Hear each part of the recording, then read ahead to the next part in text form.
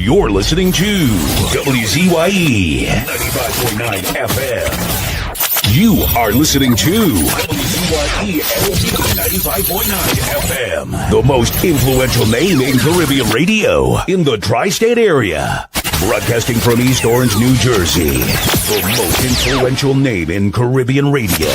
WZYE 95.9 FM. Welcome to WZYE TV 95.9 FM. We come to you every Monday, Tuesday, and Thursday from 7 to 10 p.m. And on Sunday from 1 to 4 p.m. on Let's Talk Politics. Like, share and subscribe to keep up to date with reality affecting your life, and as we always say, we bring the truth, the whole truth and nothing but the truth.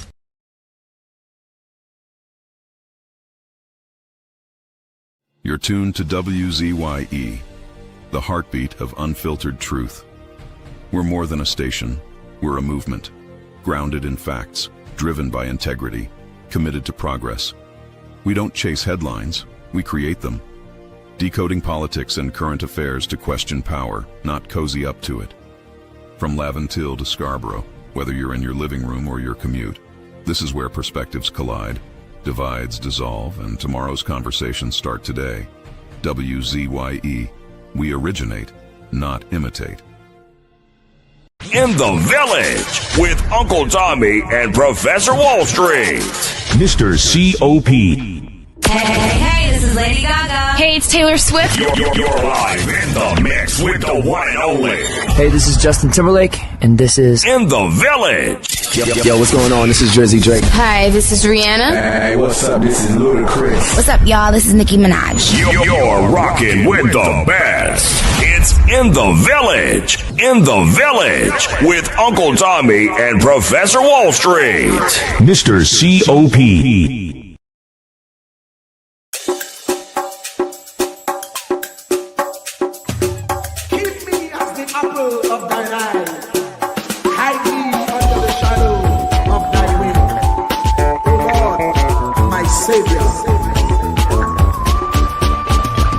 It's so hard to deal with personal struggle.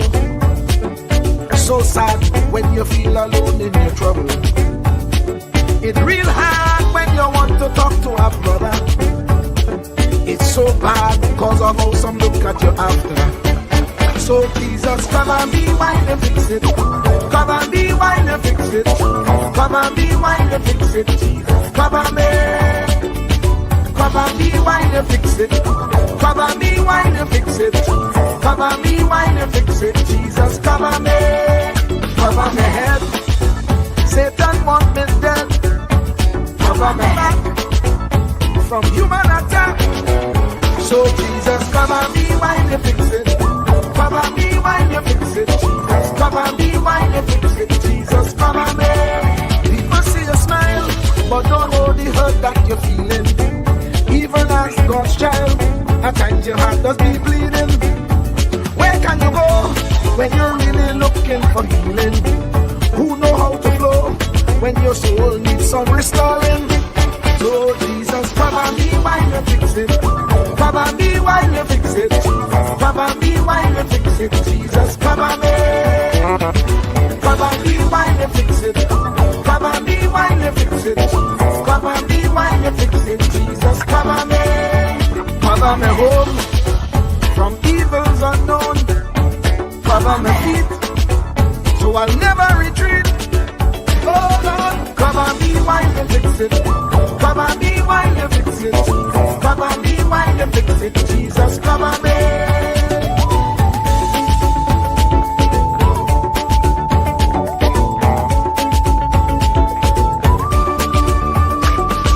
Cover my brother, cover my sister, them who under pressure. Cover the preacher, every church worker, the young believer. Cover the worship leader and intercessor, every gospel minister. Cover. Jesus alone is the one who has the real answer. The one on the throne is the true and loving Father. He will hold your hand and keep you from going under. He will make you stand and let you know he's a fixer. Cover me while you fix it. Cover me while you fix it. Jesus, cover me while you fix it. Jesus, cover me. Cover me while you fix it. Cover me while you fix it. Cover me while you fix it. Jesus, cover me. Cover me mind. You know this struggle sometimes. Cover me mouth, that the wrong thing wouldn't come out. Oh Lord, cover me while you fix it. Cover me while you fix it. Cover me while you fix it. Jesus, cover me. Cover the Christian in the midst of aggression with the power of your right hand. Jesus, cover, cover, cover them helpless children. Jesus, defend them. Send help from heaven. Jesus, cover, cover, cover all them radio stations that blessing the nation. Grant divine protection. Jesus, cover, cover, cover, cover me, cover me, cover me.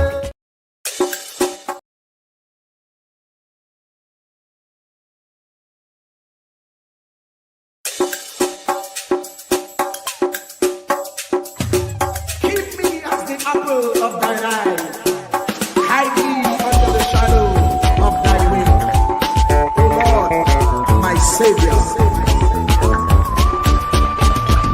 It's so hard to deal with personal struggle. So sad when you feel alone in your trouble.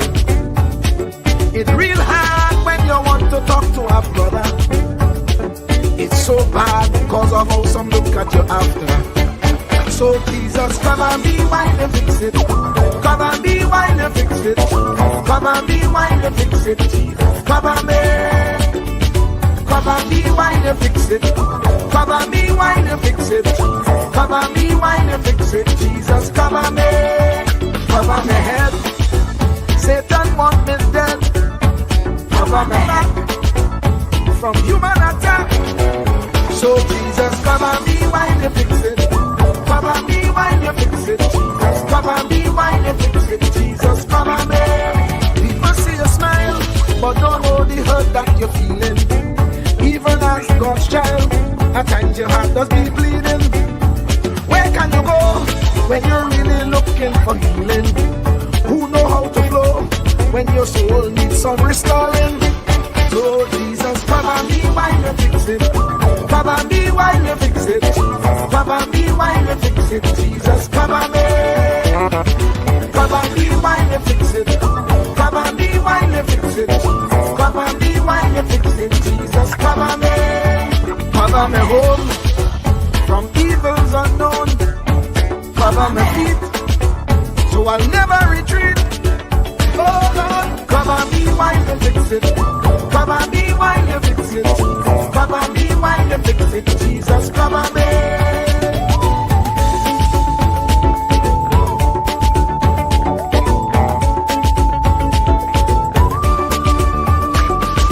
Cover my brother, cover my sister, them who under pressure.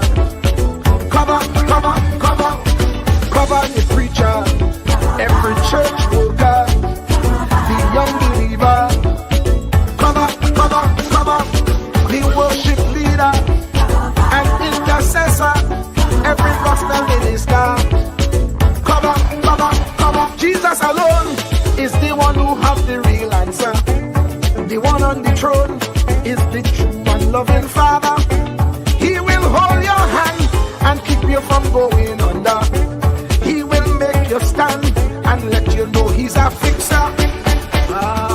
Cover me while you fix it. Cover me while you fix it. Jesus, cover me while you fix it. Jesus, cover me. Cover me while you fix it. Cover me while you fix it. Cover me while you fix it. Jesus, cover me. Cover me mind. You know the struggle sometimes. Cover me mouth, that the wrong thing wouldn't come out. Oh Lord, cover me while you fix it. Cover me while you fix it. Cover me while you fix it. Jesus, cover me. Cover the Christian in the midst of aggression with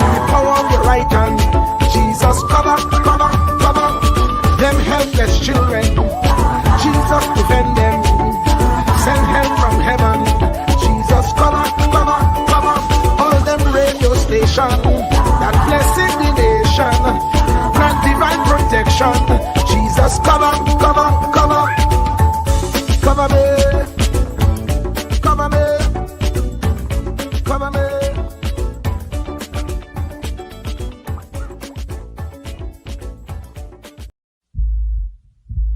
Truer words were never spoken.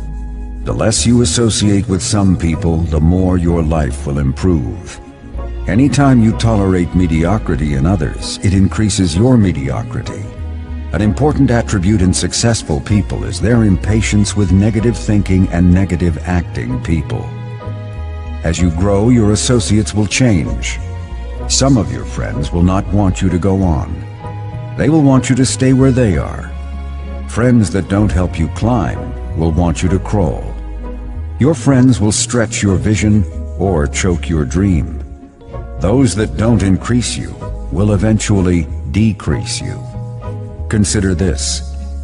Never receive counsel from unproductive people.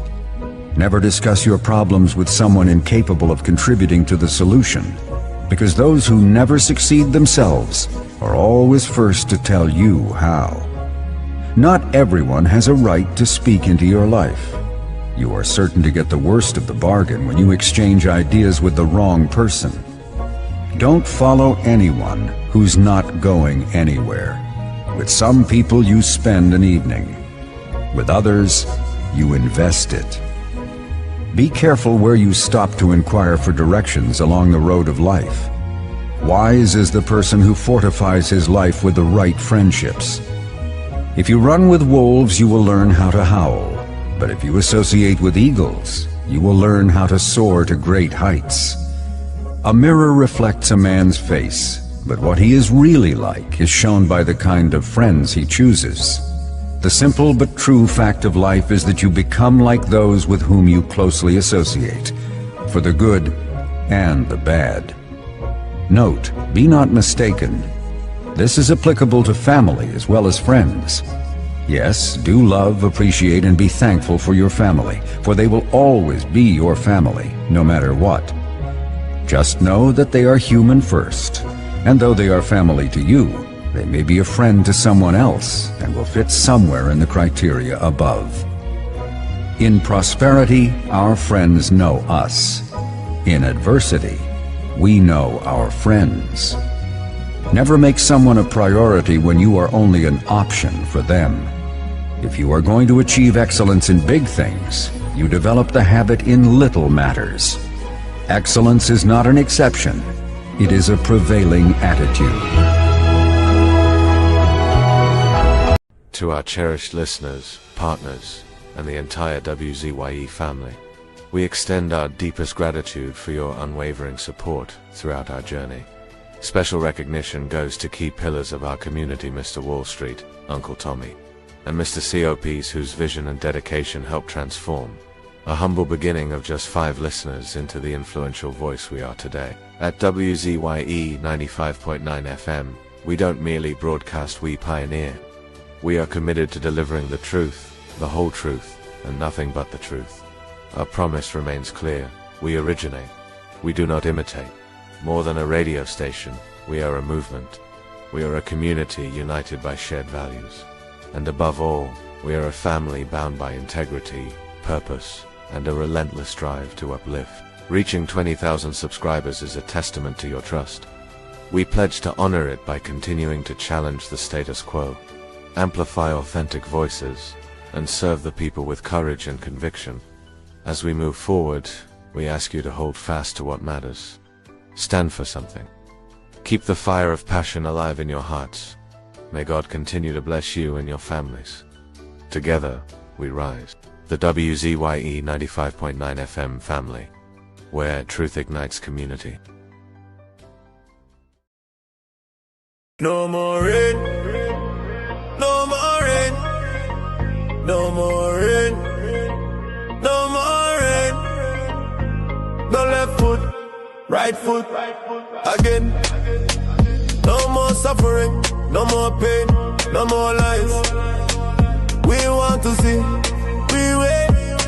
we want to write today. No more wrath, again. bye bye Ralph, bye bye, bye bye Ralph, bye bye. We're not voting for you. We try a dirty blood shit, I had the toxic, I had the poor boys and all the excuses, I had the no water, I had the stretching of the dollar and the love. No left foot, right foot, again. No more shuttle, no more train, no more plane. We want to see, we wait, we want to ride today. No more Ralph, again. Bye bye Ralph, bye bye, bye bye Ralph, bye bye. We're not voting for you. No more rain, no more rain, no more rain, no more rain, no more rain. No more rain, no more rain, no more rain. No left foot, right foot, again. No more suffering, no more pain, no more life. We want to see, we wait, we want to ride today. No more Ralph, again. Bye bye Ralph, bye bye, bye bye, bye bye. Bye bye. We're not voting for you. We're St. Vincent and the Grenadines. We're tired of your Ralph. Bye bye, go with Raleigh and Maturo. No lies, no promises, no suffering again. Bye bye, Ralph. Woo!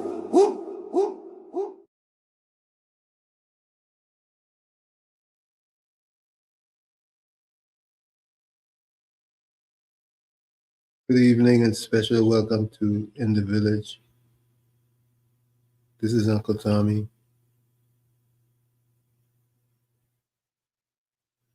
And I want to, before we start, let me play this for you. Anselm LeBon and Marshall Nesbitt solemnly swear to conduct this radio program in a true, fair, and balanced manner, ensuring that all perspectives are given equal consideration and that the information presented is objective and unbiased.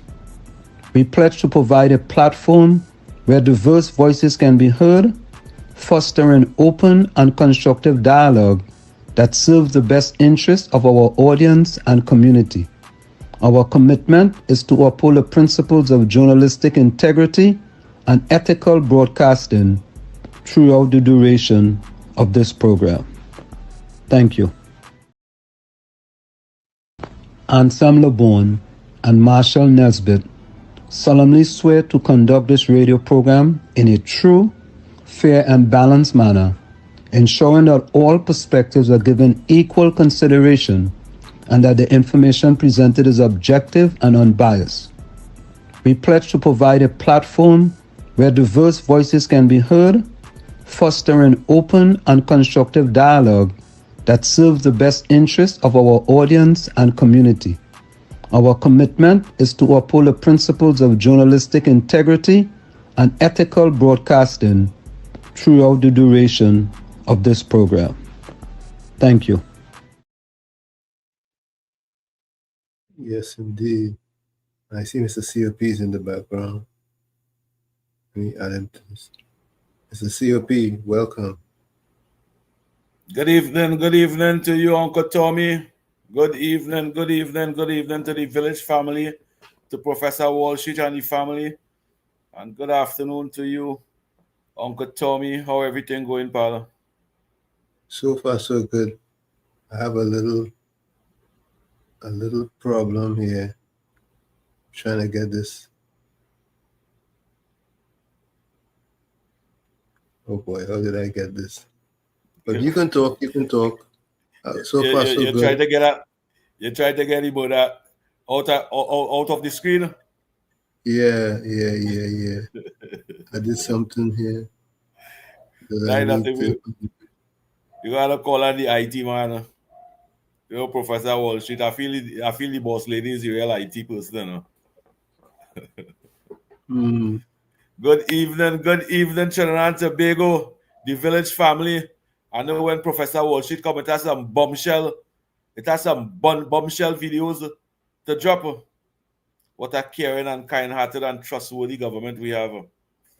Good night to you, KFC, and to the whole Beatum crew. Good night, reporter and Miss Santa Cruz and Mr. Intellectual and Caribbean Soul and all the village family. Susan Lalchan and Monica Ramki Soon and everybody. Good night, good night, good night. What a bumper show will you have this evening? What a great show we will have this evening. Uncle Tommy, you get that offer. Yes, but I not I go just do so, I go just do so until Professor Walshit come until you understand what you're doing over there. Just like me. Sometimes I get it right, sometimes I don't. But I'm gonna figure it out. Well, I just never get it right. My son does how to do everything for me. My son does how to do everything for my Professor Walshit and Uncle Tommy.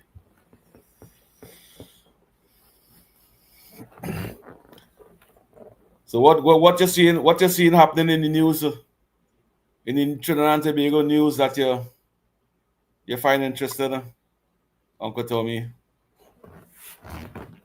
I find it's more the same.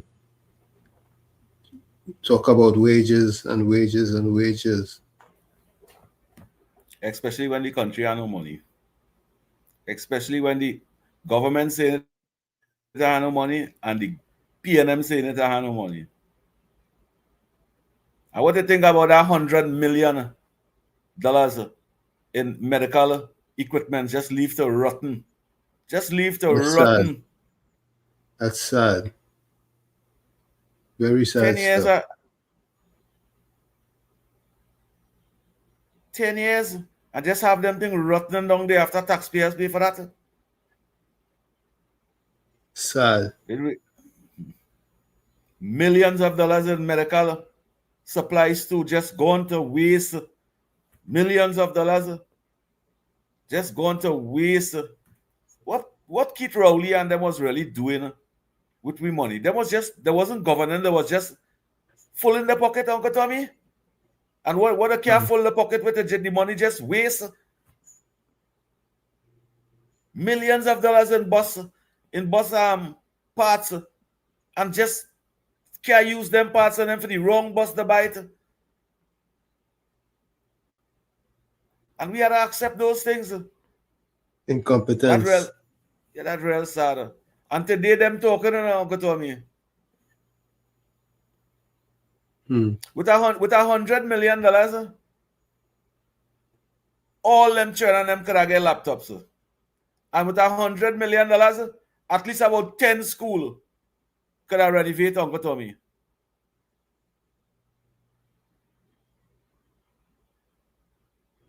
All them schools and them today supposed to be clean with that money. They just spend me money and just leave the equipment.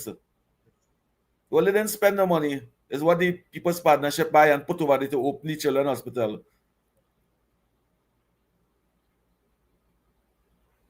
Uncle Tommy, you ever ask yourself why the citizens of this country, especially the PNM supporters, why they don't want a children's hospital? You know that children's hospital in operation right now?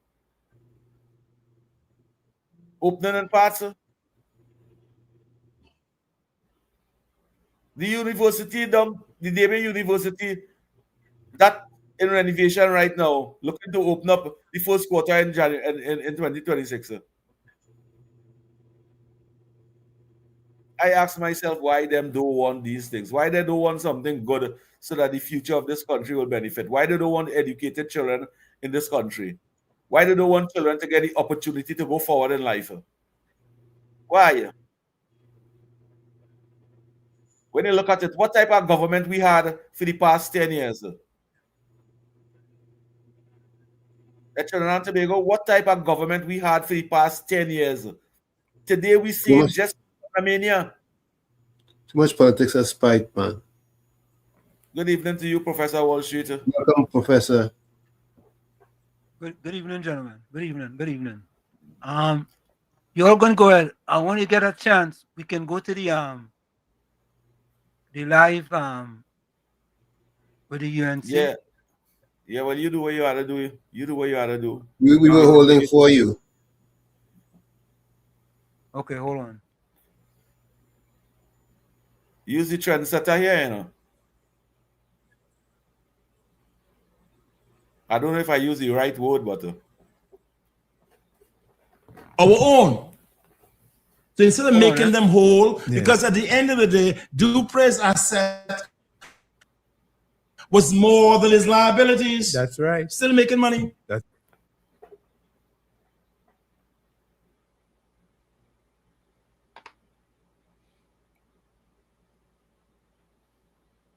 So Kenali, yes, you raised the point for Professor Kojo with where all this wealth, when issues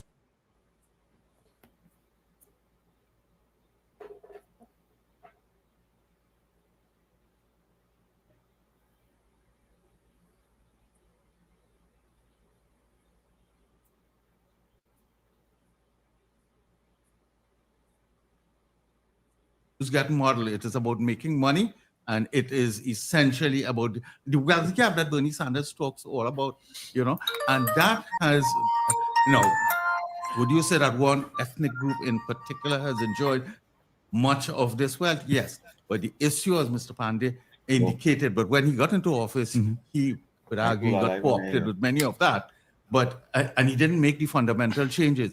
I think Mrs. Prasad Bissessa saw, and we must acknowledge that the wealth gap widened to historic proportions over the last decade. And while I don't have the empirical evidence on this, I think it's the widest it's been since independence, right? And there was an uprising after 8 years of Dr. Williams as Prime Minister, there was an uproar among the working masses that they were getting nothing. Black people couldn't work, even work in the bank.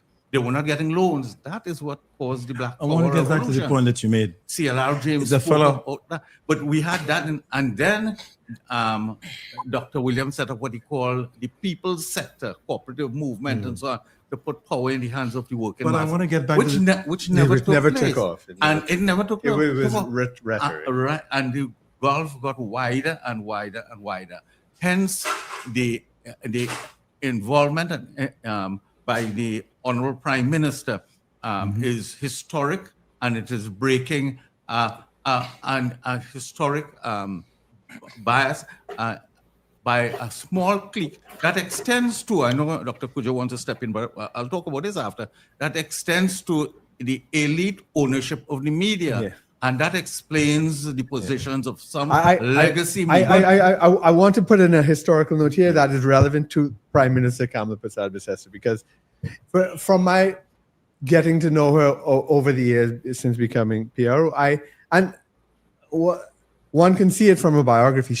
The year she spent in Jamaica, that was during the Manley period. Democratic socialism. If I'm not mistaken, she was there at the Bob Marley peace concert with Siaga and Manley, and she was profoundly influenced by that revolutionary movement in Jamaica, and that is a part of her ideology that you're talking about. It is, and then her own background, right? She always talks about.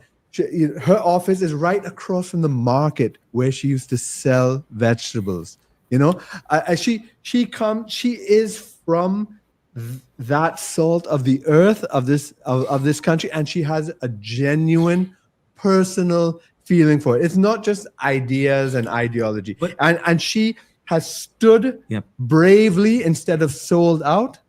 And that really distinguishes her. But leadership. even Dr. Mayo and Professor could come in on this, even with that genuineness, and as Dr. Mayo painted it, this kind of liberal style to manage the country, you still see at times that kind of stereotyping to paint her as, as a kind of a suspicious Indian woman. And I'll give you some examples. When the laptops were given out, the headline was, penal first to get. That's right. Penal is somewhere else, right? That's right. Then you had the Stand Your Ground legislation. And the talk was, well, if you pass that, Indians will have guns to shoot Africans. Yes. I mean, basically, that is what you were seeing That's in the the PNM information strategy. flow to paint her as someone who would not be trustworthy with governance. But Professor, she has surpassed that when you look at the details. Yeah, let me continue the point with Mr. Ali. A fellow called Engels, speaking about Marx, said that all we ever said that ultimately the economics is what determines what. Ultimately. Race is accidental.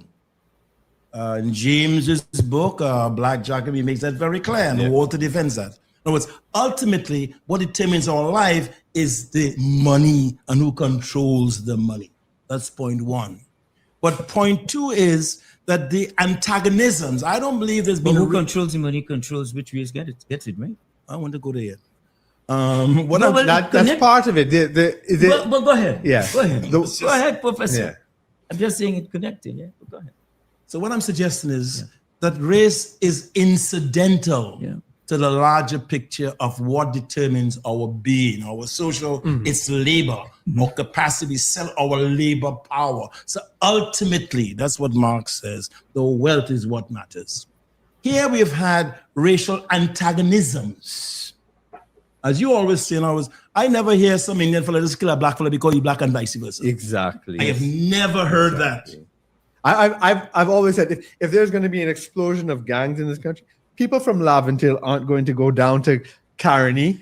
And they're going to go what to happens, to Westmoreland. go back to your point, that Kamala, apart from studying in Jamaica, etc., she talks about her working in the market. She points across there. But anytime you speak to her, and I remember doing an article and I sent a copy, what do you think? And I talked about Hinduism. She always says, I'm also Southern Baptist. That's right. Always, in other words, she recognizes the fact that someone like I, who grew up among Indians, I could cuss in India. That's right. All right? In other words, that she understood that working class, she was not, and she was a Presbyterian. When she took her oath on the Constitution, not the Bhagavad Gita. Because in our lived experience in Trinidad, past the lighthouse in particular, and so therefore, integrated culture. What has informed her is a sense of the common man and the common woman. Now, what happened, and which we have to agree, is that with the last elections, you had a new coming together, a new reorganization, a new reformulation of the society. And she was at the cusp of that. That's right. Because it's the people ultimately who makes the decision. And it demonstrated in Tobago, in Point Fontaine, in La Brea, we are at a new point in our social development. And what she did, she's unflinching. In terms of how she sees the society. And I think now in the second era, I think she said it to me, this is the last era. She got whatever she has to do now, she has to do it now. That's right. And therefore she has to be focused. Now, I start with the point where that a major problem among a lot of us is that here's this Indian woman and we don't have to respect an Indian woman and that is at the fundamental, right. And I go back to the papers and I end there. I have a piece here. I don't know if you mind if I look at it. Of course. A piece from the Department of Defense. All right, U.S. Department of Defense, and I want to put it. And to talk about it on behalf of U.S., this is, of course, 11th of April, 2024. It says, on behalf, writing to somebody who is in a certain position, on behalf of the United States Southern Command, the United States Embassy, Port of Spain, I present my compliments to you and your staff.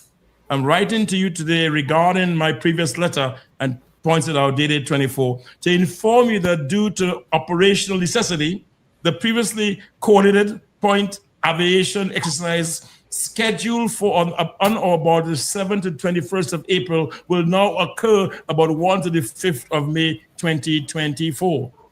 The U.S. military will be conducting an aviation training exercise with the Trinidad and Tobago Defense Force with 3 UH Black Hawks helicopters and respectively. Hey, that happened before. Exactly. Listen, I read it in my ear, So In other words, this nonsense that That's somehow right. or the other, this is something new. This has always been the lookout point for Correct. Latin America and Correct. Trinidad. Marines have been in St. Clair stationed in a house there for decades. When I want to finish my little point, and we'll take one afterwards. So let us. Good, I'm begging. So let us, the point. Professor. Understand the point. Yes, of course. This is an official letter. Adding to that, so for the commander of the U.S. Navy. So when ended. Professor and Dr. Mayhew, we go straight into this whole military operation about whether Trinidad and Tobago is a zone of peace. Not the Tobago, the Caribbean Sea. The Caribbean Sea is a zone of peace. We shouldn't have war. We shouldn't have this. We shouldn't have that. Why you have a radar here? Blah, blah, blah. What is your take on that? You know, all of that is tied in. And I'm cautious in what I'm saying. You don't have to be cautious. This is social media. An underground economy. The drug transshipment business through Trinidad and Tobago, largely because of our geographic location, is worth billions of dollars. Some go to the eastern seaboard of the US, a lot go into Europe. This disruption has impacted a lot of people. We hear on the ground, the media doesn't do its work, but we hear on the ground, but drug prices up and so on, and then the gang wars and so on. And you tie that in also to a piece of legislation, again, the media didn't pay attention to it, that was passed that pertains to the underground gambling industry. The Ministry of Finance, the Minister, the Honorable Minister Tanku, and other agencies have said that is worth each year 3 times what NLCB brings in. NLCB's revenues are $3 billion a year. That's what Bush, baby? No, that is... Or just the machines, but the machines at the bars and so on. But it's a much more fundamental point. But that's the point I'm on. Let me say one thing, then you go take over. Each society acts in its own best interests. We have 1.4 how much people? Million. America have 300 and how much? What percent of the army down here? 10% of the military might? Are you arguing some nonsense about whether good going or not going? No, it's in our best. All of that, Professor, is relevant. It's most relevant. Yeah, but this is no less relevant. I'm talking about the financial worth of the underground economy in Trinidad and Tobago tied into drug trafficking. I want to take Jerome's question, which was people speaking about the zone of peace and there shouldn't be war.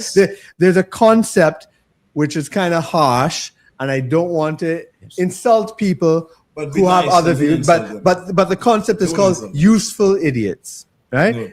Which means there are people who are good-hearted. They want peace. They believe in these ideals, and they are used by nefarious persons like the people you're talking about. So they're saying, oh well, we don't want war, and they're saying yes. So they're pushing these people to have this zone of peace while they are engage in billions of dollars of drugs. Just let me finish my point. Let me tie it into what Professor is saying. Go ahead, tie it up, because I want to go for people are being used. Right. And the goodwill. What Dr. Mayhew the zone of peace. We want to stay on this zone of peace. And this is exactly where we should be as a nation. And a lot of people who are leading thought on this, as Dr. Mayhew, a lot of the thought leaders are in the media. And I'm trying to tie a lot of that people who are commenting in media for their political opposition to, and they're the ones who are generating the zone of peace, right, as a bastard issue, ignoring the realities of how it is impacting people on the ground. Professor earlier talked about people being impacted and they're driven by issues of finance. That is a core issue. The drug transshipment business, the underground a casino industry that, according to the authorities, are worth $9 billion a year. Because the way I see it is that there's a driving the discussion on the zone of. So, gentlemen, stand by. We're going for a short break. Ladies and gentlemen, we'll be right back. Stay with us. You're watching Talk Back Live.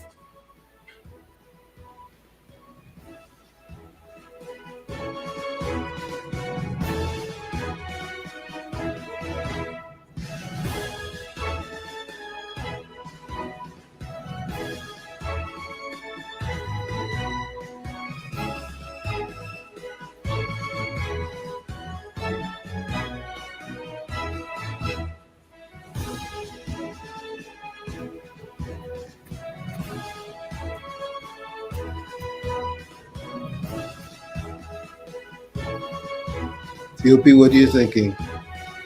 Well, I listening. I listening so far, and the song ain't good. Yep. The song ain't good. So last year, April, it was proposed for the U.S. military to do an exercise here. That did take place. That was a secret, huh? You can see the PNM just making confusion. Bacchanal is not the first time the U.S. over here. It's not the first time. It's easy to tell. It's not about the drug cartel. Every day is insults and threats to anti-Kamala. Even declare her persona non grata. Bumpty man blowing up your boat with weapon pointing right at your throat. It is really absurd to done all you're not saying a word. So tell me who will be your protector if ever we are faced with a natural disaster. Tell me who is our strategic partner.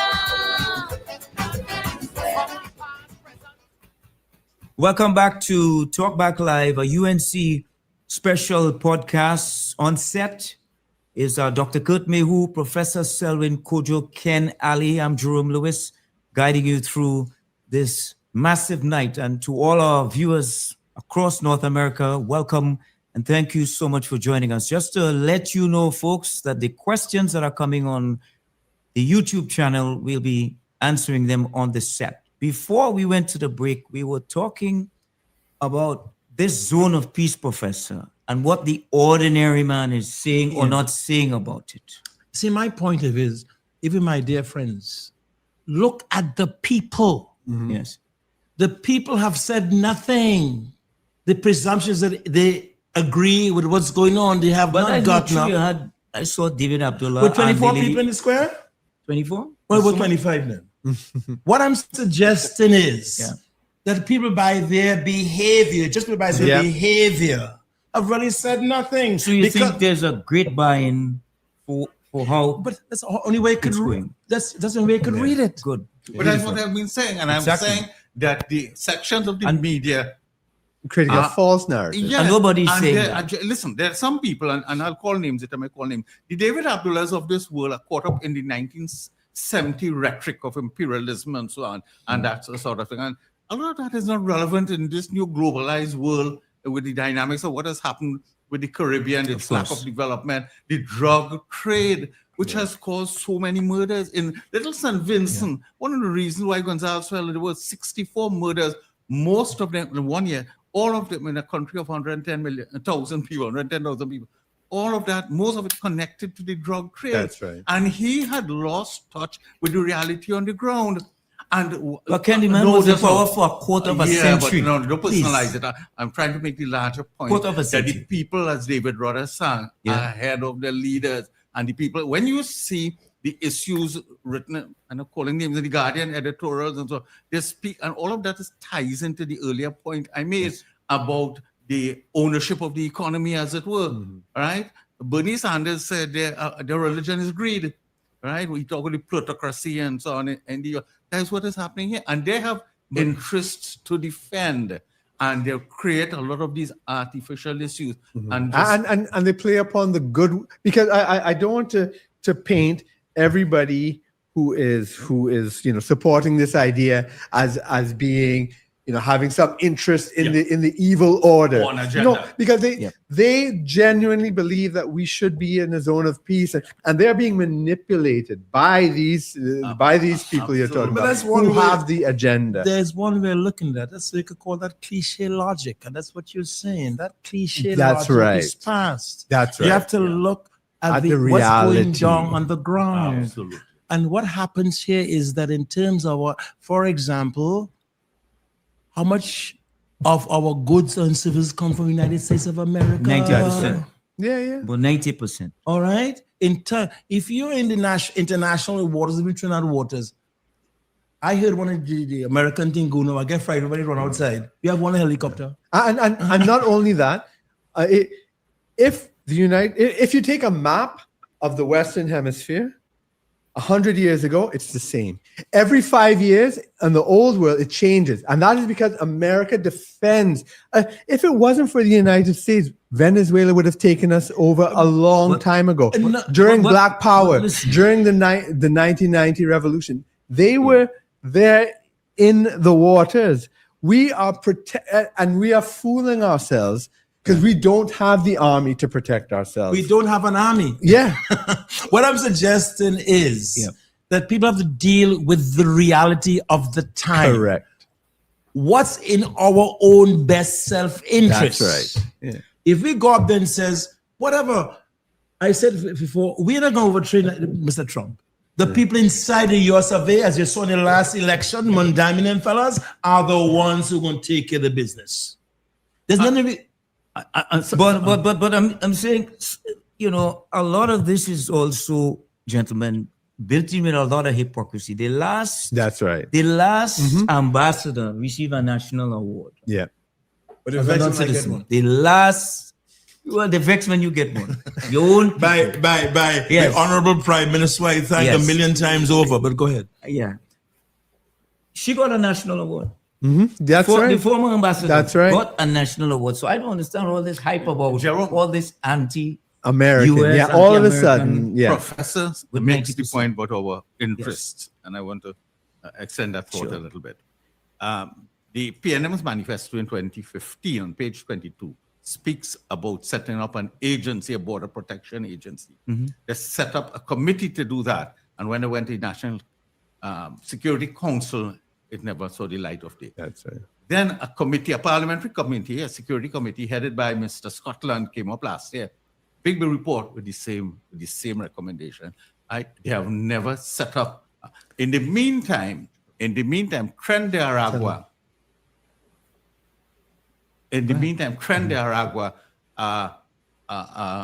A group of criminals that was formed within a prison in Venezuela has been having free access to Trinidad and Tobago, involving gun running, drug trafficking, prostitution, human trafficking, contraband trade. And now, and we made no arrest. Some of them were coming here, going to the U.S. The U.S. relevant department, the one headed by Christine Noem, ICE, under which ICE falls, they have made arrests in the Bronx and several places of some of those Tren de Aragua operatives, some of whom were coming through Trinidad. A few weeks ago, they have determined another group of criminals, of gangsters, again, coming through Trinidad and Tobago. CARICOM did a report in 2020, said they were coming through and they were tied up to gang warfare and so on. Those are, in a real sense, no, all that could sound esoteric. What that really means is that people are getting killed, gangsters, killing gangsters, killing innocent people, and all of that, carjacking. And we have had now a 40% reduction. Right. This is incredible. The results are here. We are seeing it. From a murder rate of, by this time last year, we were almost at 600, 590 something. And now we're at 300. Yes. We've saved over 240 lives from murder, and partially because of this cutting off of the border. And you talk about the PNM's policy. They keep talking about OPV. That OPV was for deep water, not to stop the Venezuelan flow here. And that's when the Kamala Prasad Visesa government came in before. That's what she brought the Damon vessels to do. And then the PNM had it in Staubles Bay, not doing anything. And they kept the borders open, and they kept doing that over and over. But the question to you gentlemen, did Dr. Rowley face this kind of scrutiny in 7 months? And he spent 10 years. Then Mrs. Prasad Visesa is facing Professor? Because he used to go for a checkup for 1 month and come That's right. And not tell anybody. So all this question about what I'm saying, whether it's a reader, not a reader. And what country he went to? America. Yeah. No, what I'm suggesting is that, and that's the point. That's why he had that revolutionary overthrow in terms of this government through their votes. The fact of the matter is he had to answer to no one. The fact of the matter is there was a monopoly of power. Yes. The amount of money, if you're in Carl, if you're in UTT, amount of money that's being spent and owed. All right. In terms of even our, listen, there was no overlook of anything. And now we're saying, stop it.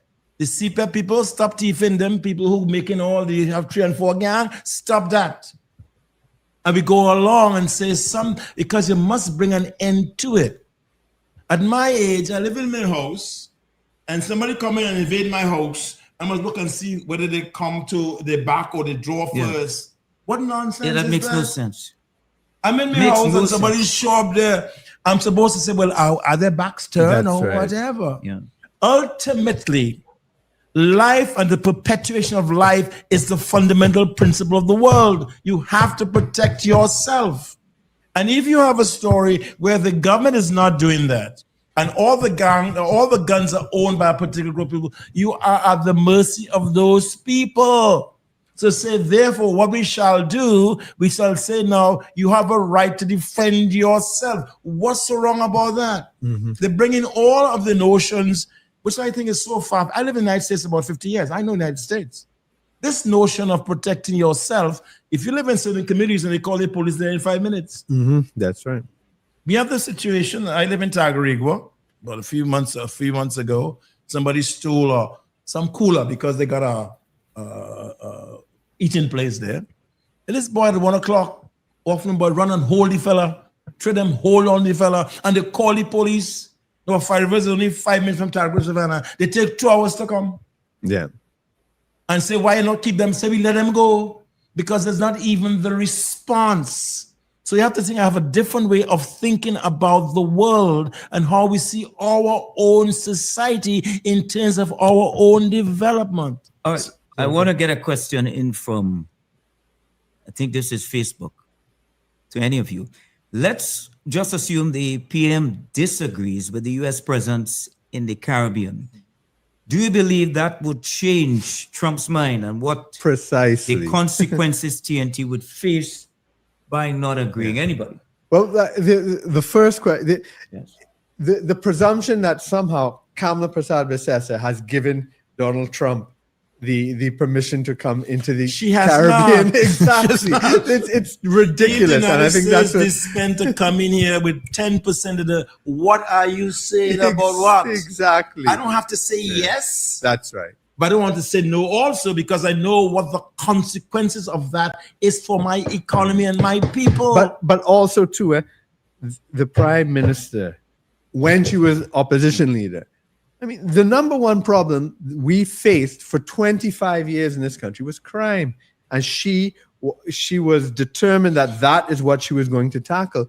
And it was like a godsend that this mission to fight narco trafficking happened around the same time. It just piggybacked on her policy. Yeah. She wasn't piggybacking on American policy. And it was timely. That's right. They came and basically supported her policy, and she said, yes, this is exactly what we are trying to do. But Jerome, I also want to say that all of that is taking place falls under the ambit of SOFA.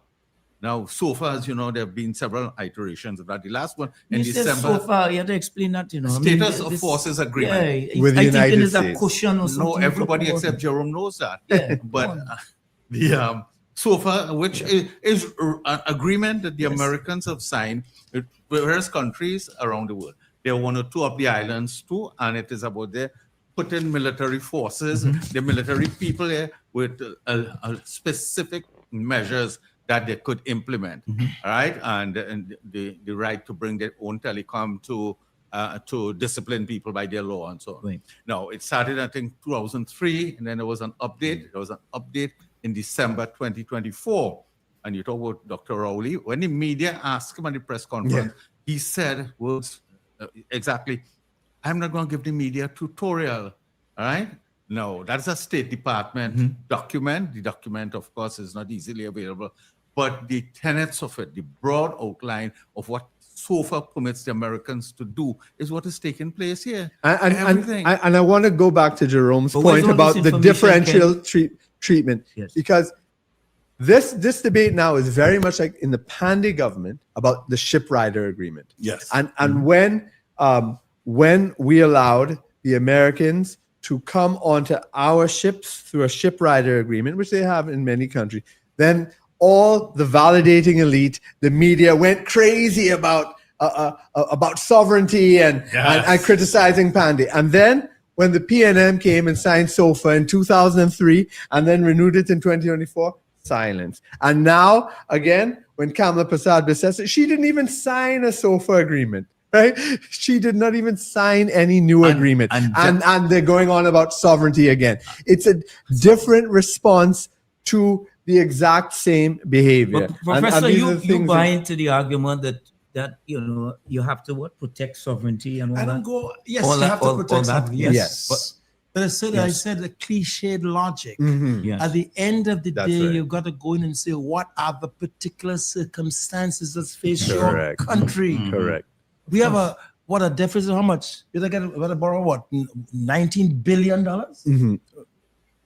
Yes, well, a lot of that is refinancing. Yeah, so that's not the actual budget deficit. Whatever it is, but the what borrowing, I'm suggesting is that, and you now go and say, listen, I don't want them in my waters and all that stuff. And no, Mr. Trump, you know him. And he put some little tariff. Yeah.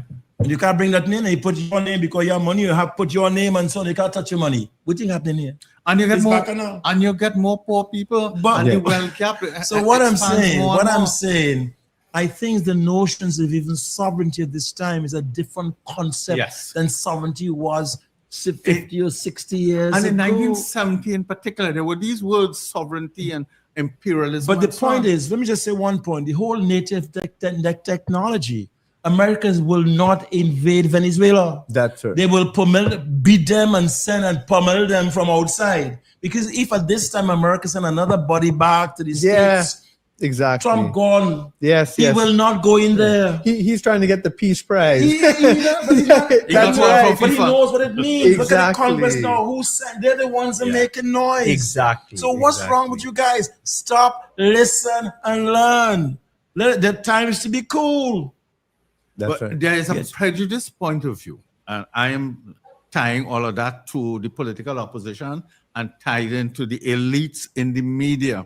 And the elites, all of this sinister view ties in. And you notice the issues the media talk about and issues they don't talk about. The media have not written, the Guardian hasn't written an editorial on the monopoly, the pharmaceutical monopoly.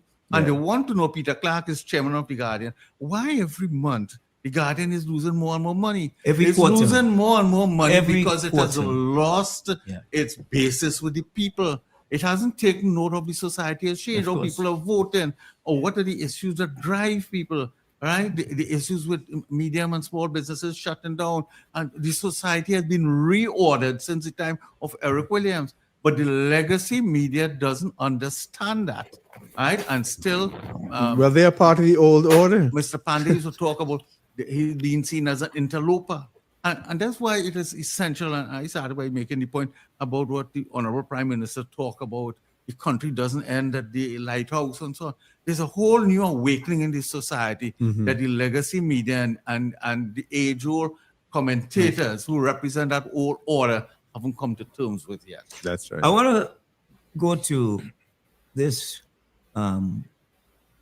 trade union issue with the 10%. Right? On the campaign trail, the Prime Minister was clear. She said, they're not going to do 5%, they're going to do 10%. She kept her end of the deal, sealed the deal on 10%. Now, there's this... Be explicit and call names. Go ahead. Well, I could call names. Well, there are a couple of things playing out. Wasn't it Felicia Thomas? Yeah. PSA president, right? She was on the campaign trail. Good platform speaker. So the 10% is paid. Now, I mean, in my view, it's obvious based on the economy, what we knew before, that you obviously can't pay $3 billion in cash. That's my view. That's just impossible. Based on the circumstances, we knew what was going on even before. Anyway. There's a word called, let me just stop you. There's a word called economism. among the trade unions. Yes. So And you know now there's this gray area about whether it should be part In cash kind and cash and part in land or bonds or whatever mortgage have and you, etc., etc. debt relief. What is your but take the point, let me say on one that, thing. Professor? The point is that we have to go back to You're listening to WZYE 95.9 FM. You are listening to WZYE 95.9 FM, the most influential name in Caribbean radio in the tri-state area. Broadcasting from East Orange, New Jersey, the most influential name in Caribbean radio. WZYE 95.9 FM. I bring you a savior. I bring in people from the OWTU. They're members of the party, parliament. People from who else? The other CW. We bring in yes, we have 2 seats, the library seat. But what I'm saying, then you have it's the Minister a of Labor. new Yes. way of looking at the world. Yes. Fulfill your deal, and what the Prime Minister will be saying is, listen, I will give you this in return of something. It can't just give me, and nobody's saying here. So therefore, when I bring you in, you got to understand you are part of a new formation. Yes. And when you have insider, whatever they call it, you go and talk to it and say, how do you work this out? Once you come out and talk that stuff, you put me in a spot. And she wisely enough said, well, I don't need to go talk to the CPO. In other words, I don't think they understand their relationship in this new era. You are a member of the government. When you say the woman, Ms. Thomas, and the other, I'm saying Ms. things. Thomas, because all the unions erupted. And we're going to have Bacchanal next year. I don't care what you tell me. With all these demands which we cannot face, you're going to have Bacchanal next year. In what way? Meaning what? You mean everybody want 10%? But we may want more than that. But we just can't, the country. The CW just got 11%. We just can't. We just cannot do that. We don't have the money to do that. There has to be ways of creative financing, and then also seeing the economy different. You're talking about bailing out the banks, and a lot of that, the banks were the corrupt ones, and they were getting money, and the same problems existed, in America and so forth. What Kamla Prasad-Bissessa's government is doing is they're providing a stimulus at the bottom end, not at the top end, but at the bottom end. And when properly managed, this is part of a dynamic, expanding economy. Where we have not one where the economy is shrinking and you have to think of a pie and it's only a little size and we have to divide the pie. We are looking to expand the pie. You think this is an overkill? And this is part of it. No, an overkill? Let me tell you why we want to take off this point from. I saw in the papers yesterday a story that I expected to come, that certain economic experts talk of inflation. They only talk of inflation by the experts when workers benefit.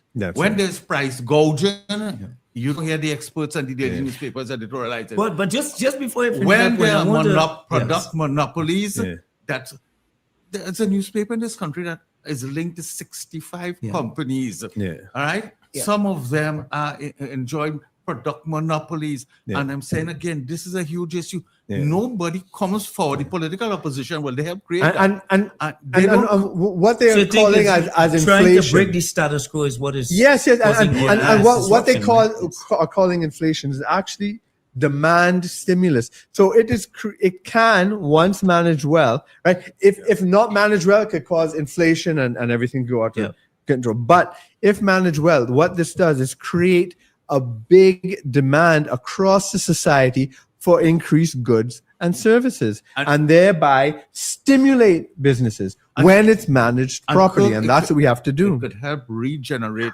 the lost small and medium-sized businesses. And Jerome and Professor, this is a key thing. We've lost the middle class after COVID and so on because of the onerous bank charges and so on. The middle class does a lot. Let me tell you, if you go down in the rural communities, when the churches and the mandirs and the mosques have events and the sport people, they don't go to Republic Bank for funding to help to put up a tent and buy water and so on, because Republic Bank help the urban people.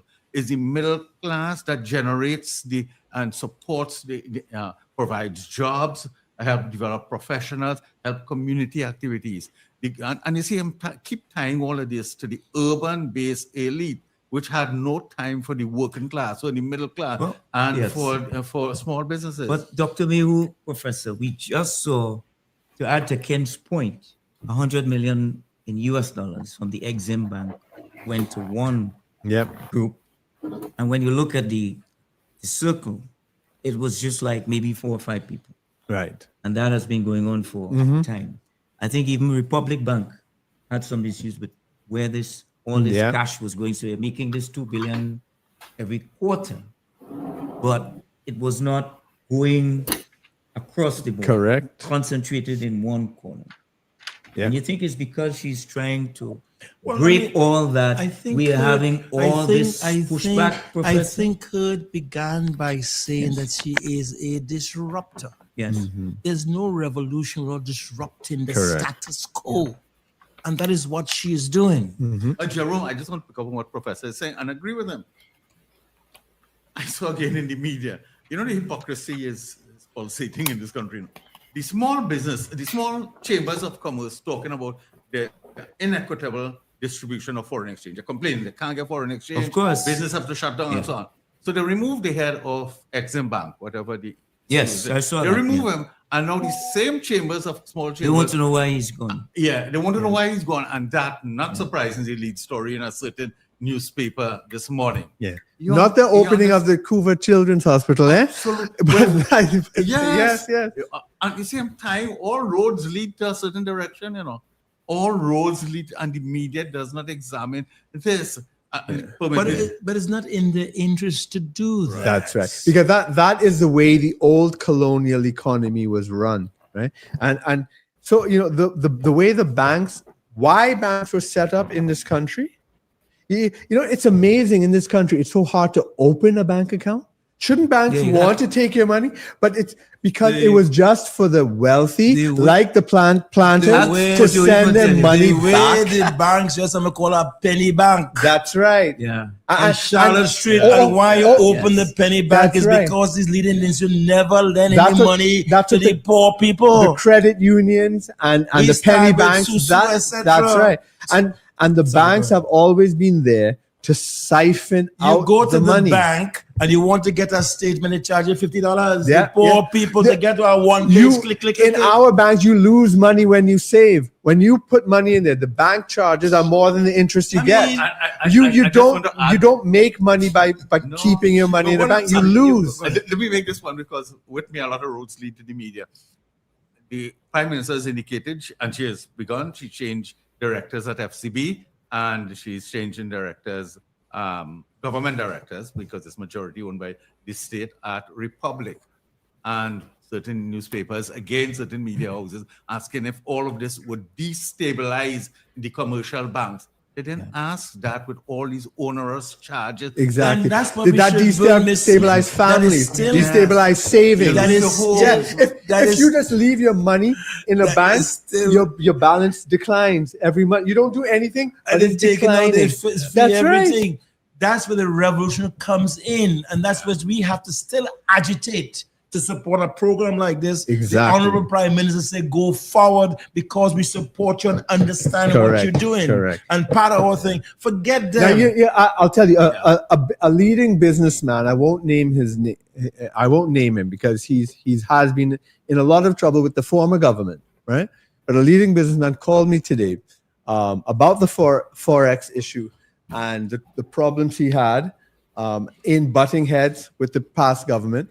And he made an excellent suggestion that he wanted me to take to the Minister of Finance and the Prime Minister, which was that all foreign exchange leaving the country should not go through the banks any longer directly out. It should all go through the minister or the Ministry of Finance so they can see the money going up. Because the amount of leakage and sneaking, because this system we've had of foreign exchange is what they call a good faith system.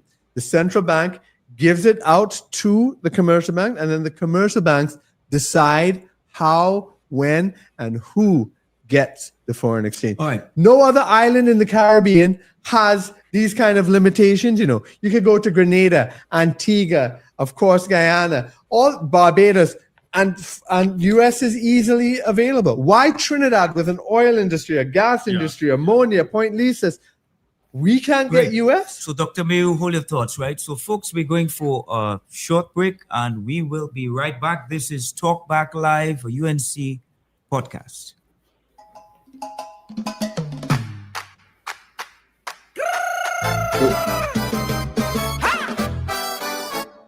So again, are you guys hearing me? Yeah. Can I roll? Yeah, but for the most part, the fourth estate with their red tutus on are manipulating this economy.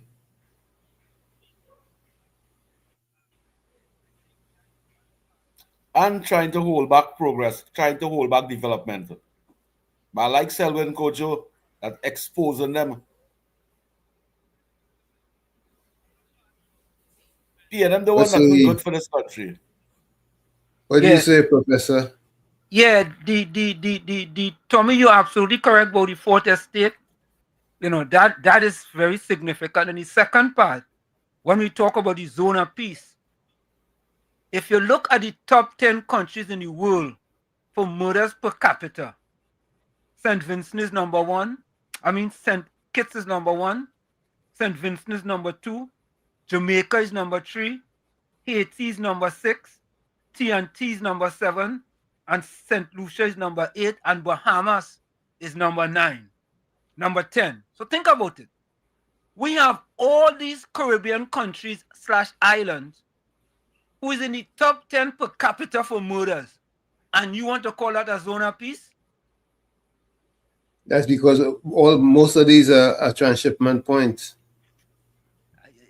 Yeah, and every one of those leaders and them in those Caribbean islands that you call over there, keeping a blind eye. Correct. And they want to talk about a zone of peace. They benefit from it, you know. Yeah, absolutely. You know, and they want to, all right, let's go back. Want to also welcome our folks across North America. With us in studio, it's Dr. Kurt Mayhew, Professor Selwyn Kojo. What's the difference? Same thing, right? Professor and Doctor. Ken Ali, independent journalist, and Jerome Lewis taking you through this course. Before the break, folks, we were on the point of banks, monopolies, foreign exchange, where all this money is going. Just to remind those of you following on social media, you can send your questions. We'll get them and we will respond to them on this set. So, Ken, tell me. I want to talk about the refinery if you allow me, but before that, I just want to acknowledge we're getting a lot of responses, but a media colleague, Sudat Prasad, has sent a note here, which I want to read. In case you were unaware, Terence Dial Singh is a pharmacist who worked for Mute before he became health minister. That's a fact. That is why I'm reading it here. Now, so that's our unhealthy relationship. Now, I want to talk about the refinery a bit. First, the government must be commended for the manner in which this was handled. The Refinery Reactivation Committee, which is made up by a former minister, led by a former minister, and made up by a number of qualified technical people, and they did it the correct way. The PNM government had 3 procurement measures. In the end, they selected Oando. Oando is a company that has been suspended from stock exchange. And they have a little dark history. Yeah. Oh, well, he's being racist, my people. No, not racist. What an unfortunate choice of words. Go ahead. Yes. They have a checkered history. Oh, right. No, you said so. All right. That's a broadcasting. You should have known, Jeremiah. Thank you. I tried to save you from that, but go ahead. So now you have, there's several things I want to say, but I want to get this one off. Yes. You have Stuart Young, former Prime Minister and former Minister of Energy, criticizing. But is he really the former prime minister? Because let me I see finish Dr. Rowley set up an office of the former prime minister. So who is really the former prime minister? We'll come to that, Jerome. Let me finish my point here. Sure? I just want to be He clear is saying to start back the refinery would cost $1 billion US and so on. But he was the one who was giving it to a bankrupt company. That's right. Yeah. He gave it to a bankrupt company. During the campaign, he said they will employ. Let me explain to people, especially people in the North, who may not know, some people in the North know, and people abroad. The shutdown of this refinery has adversely affected the economy in a dramatic way. And I'm not just talking about the fact they were making money and so on. A lot of businesses went from the tongues went out. Oil servicing companies, Schlumberger and all of them went. And the people who were the ordinary people getting the small contracts That's right. no longer, and it kills small and business. No small business the one who provide employment. And then even things like restaurants, caterers, and all sorts of Tropical Plaza, all those businesses went through. And let me also say this: Trinidad and Tobago has one of the oldest oil industries in the world, and we have had institutional knowledge pass year after year after year. When we arbitrarily shut down this company in November 2018, we never tapped that knowledge. A lot of the people have died. Petroleum engineers, people they died in grief. Because nobody came to them and recorded it, write it in some form. And if we step back to take a look at the structuring and restructuring of society, I mean, this was part of the destructiveness, the destruction of the PNM, because this was a productive asset, right? So when we shut down Carney in 2003, that was another absolute disaster. That was earning foreign exchange. Even if we were losing TT money, we were getting euros for that and pounds, right? Petrotrin. But Dr. Mayo, all the thoughts. And Professor made this point, and as you talk about the Carney thing, right? Sugar and so on, right? But I guess a product would last up to a certain time, and then you had changes because the world was moving into splendid. These people still buy sugar. Sugar is still a massive. I think, and you could use so many. But the point is, what I want to say, you're saying, of course, rather absolutely, than close it down, right? And what was happening, and what the PNM did was dismantle the productive economy, the productive foreign exchange earning economy, and then instead traders came in, and people who just trade don't create anything. They just are buying and selling, and our creative capacity was destroyed. And that is exactly what happened. So is chicken and chips business, coffee business, Prado, cars, etc. But there's no manufacturing. But we have won. We had before. We have won that war. That's right. The people have come out and condemned all of that stuff by their votes, and that's what we're doing. This is a revolution. What we have to say now. I live in Tagarigua. They get a bottle works. All of OG land and Massey building all kind of thing on arable land. Orange Grove. Yes, I see it all the time. I work, and what I'm saying. Remember the aniseed trees they had there and everything? And it's all gone. What I'm saying, we won the battle with Pinham and Stewart. Let them keep on talking their nonsense. That's it. I think what we're going to talk about, how do we transform and make our people understand what we are doing as a party to transform the economy so there's more sympathy for what is being done. That is right. So people can understand what we are doing and why we are doing it. It's not just, let me just say one thing. Look at Mandani. The fellow from New York? He started with 1%. Wound up with a cross-section, 35% of Jews vote for him. Yes. All right, and it is spin off into Virginia and so on. People understand. Our thing is to prepare people to understand and support. I thought this was in defense of our leader, and let people understand what we're doing so we could change their minds. Because at the end of the day, we can't bring in no 101.4 million people. It's the same people who were here before who we have to deal with. What we got to do is how we do change their mentality to understand what we are trying to do in a new world. Forget PNM. Professor, in the Mandami case, 26 billionaires went against him. Yeah. Jewish billionaires. 26 billionaires went against Mandami. And in a way, as you're saying, the 1.4 million of us here, well, we don't have 26 billionaires here, obviously, but you're seeing that same pushback as you say. Yes. With the press, in the way how the this old order is being threatened. And so therefore, how do we prepare for the new order? One is public education, as you said. Yes, I was going just there. Right. My concern is, how do we, in spite of all the things that we are doing, how do we factor in education in its broadest sense to transform this new order? Because at the end of the day, a cup of milk don't decide what a cup of tea costs. It is people. This question of the scarce resource and all that allocation. Well, you are placed as the head of UTT.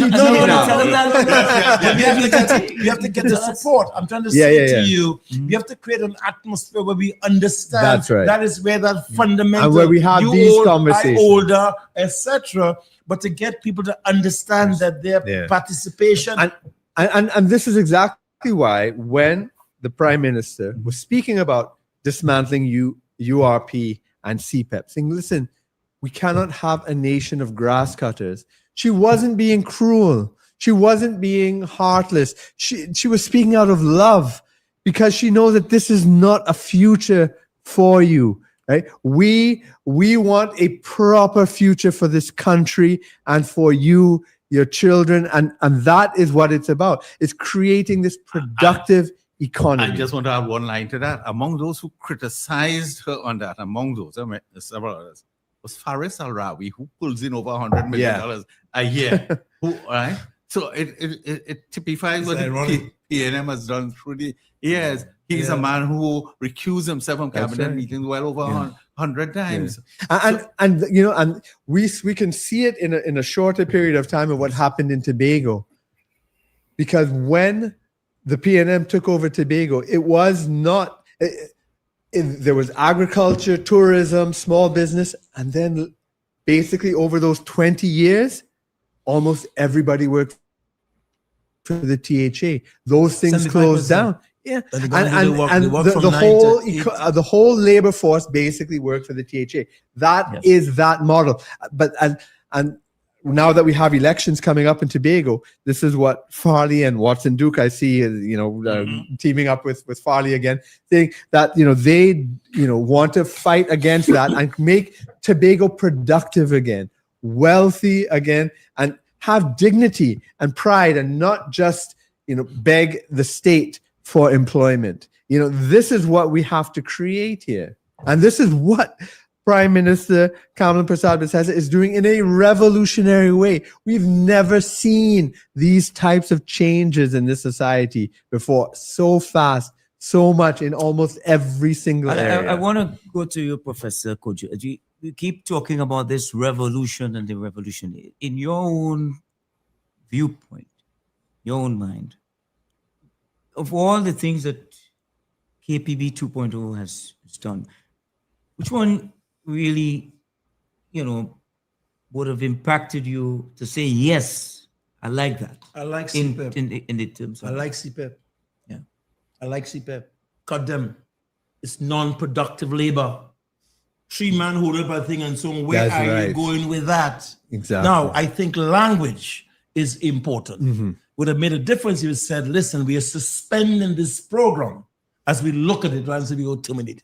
In other words, language becomes a very important part. But sometimes it says we are thinking of a new order. You can't begin to do what you're doing.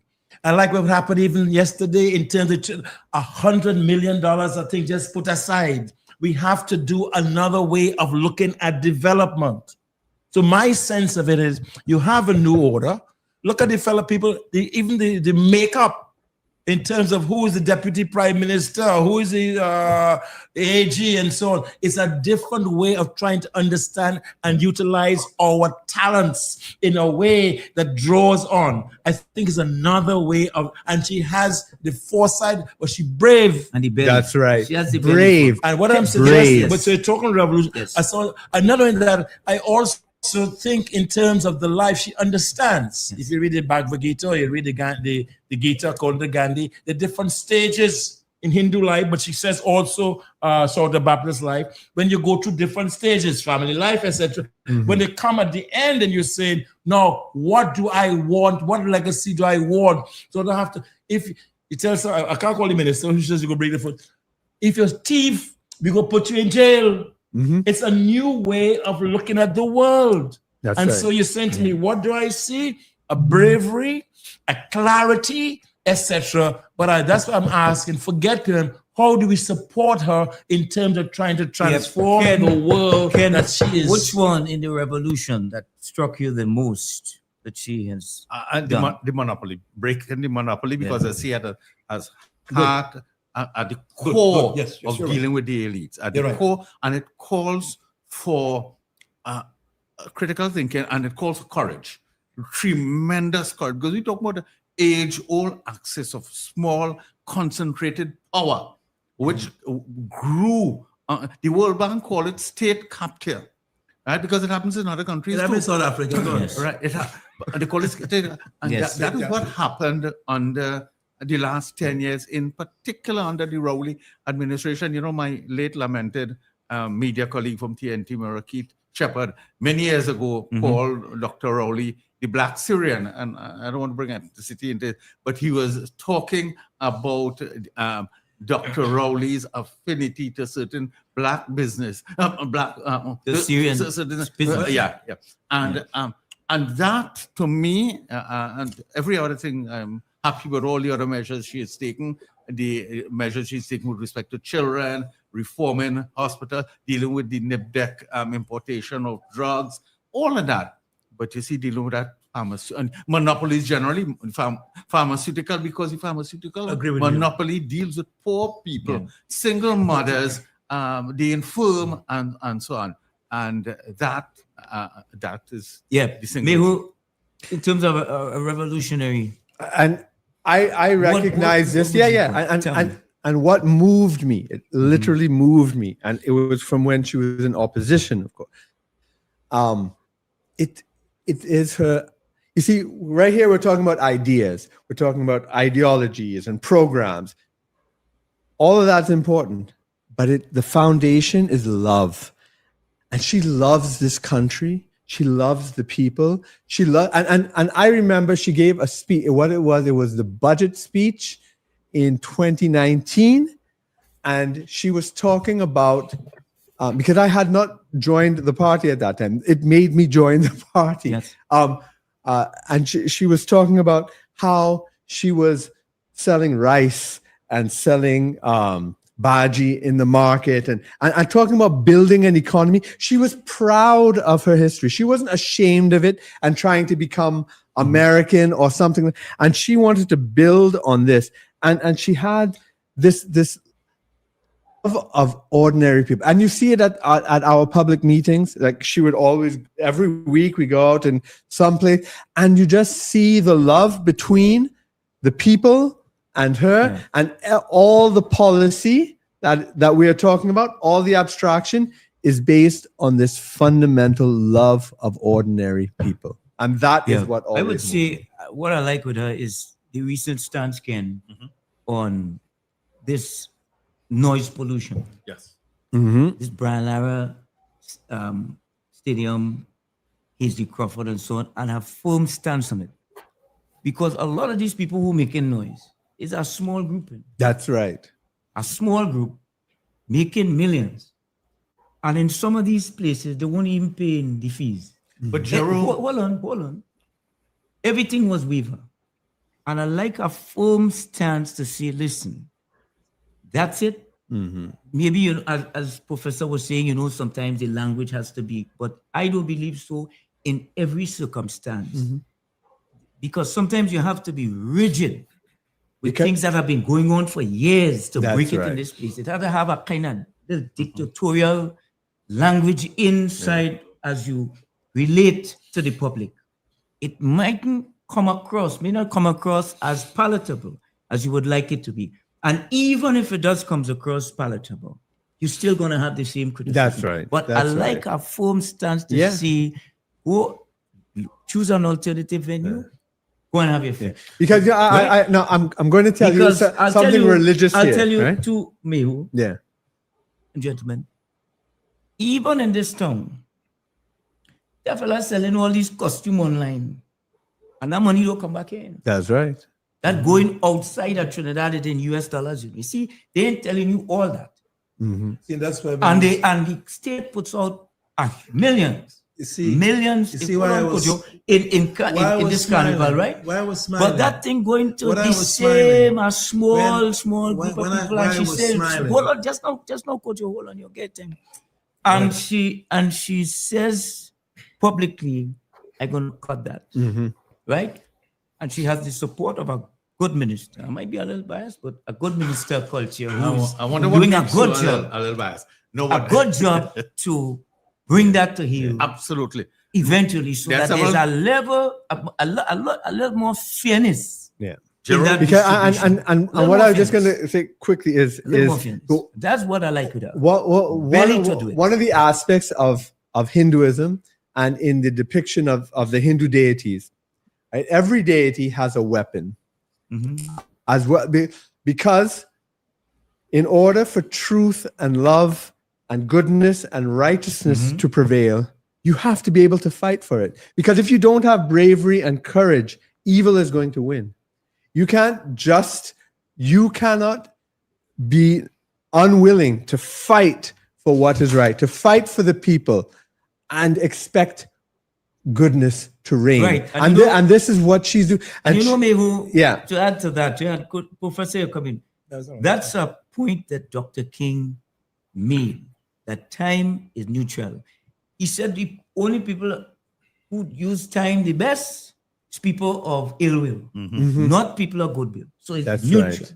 So that the notion that somehow you have all this time in the world for this to happen, she's saying, look, this place is a mess. That's right. For so long, we have to cut this, we have to cut that, etc., etc. And I like the firm militant stand on it. Yeah. That is the only way she will protect the people. That's the only way. And in a practical sense, I just want to discuss the practicality of this. Noise pollution is tied into a number of ailments, including mental health. Ken, we lost a baby this year. You understand? A baby. So time with the fat noise, the fireworks issue. Yes. A society has to manage its affairs, and the EMA has not been effective. They have the Explosive Act and so on. And I also want to say this matter with respect to the explosives, she's bringing it to the Senate tomorrow. Right? To amend the fireworks, right? To amend the Summary Offences Act. And I want to tell you how the Summary Offences Act came about. It is not many people remember. In just after the 1970 uprising, Afraid Carl.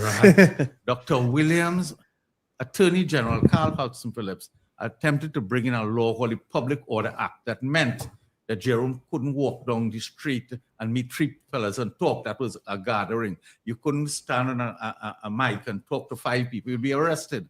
The country rose up against the Public Order Act. That's why A.N.R. Robinson left. Right. A.N.R. Robinson left. Carl threatened to quit the cabinet and so on.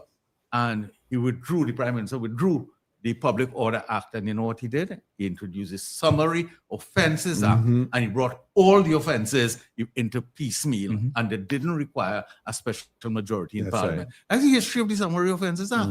Now the Prime Minister, our Prime Minister, is using the Summary Offences Act for good, for better governance, to deal with noise pollution, and to deal with these other... To protect the people instead of oppress the people. But we must remember the history of the Summary Offences Act and how the PNM, the history of it from 1970 after the McCandle Dagger led Black Power riots, uprising. We must remember where it came from. And all of these are progressive measures. When you look at... I read about all the impact of noise pollution, and it is very far-reaching, right? It is... We've had animals die. We have and it's associated with a whole range of medical issues. Quality of life issues. Yes, yeah. That the society hasn't dealt with. That society has not dealt with over these. And these are primary governance issues. You know. And this is the amazing thing. These are fundamental issues. That people said, you can't change that in Trinidad. You can't, and she is changing almost all of it. You can't change the corruption. You can't change the gang culture. You can't change the crime. You can't change the noise. You can't change the fed culture. And she's saying, watch me. But the fellas who are saying we must have the fed Brian Lara Academy, I asked them, where did you hold the feds before Brian Lara Academy opened? Listen, there are many Fed venues. Jerome will probably predate you in Port of Spain. That PSA grounds in St. James and other places that were kind of neutral in terms of residential communities. All of a sudden, these fellas talking about money they're losing and so on. All this fear that they generate, and we don't have media and it's only about 10 people. It's have 500 feds for the carnival. Yes. About 500 feds.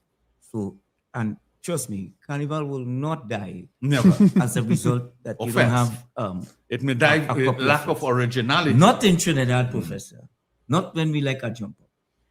You wanted to make a point on that. I want to go to a major effort the government undertook just a couple of weeks ago, the revitalization blueprint, right? Yeah.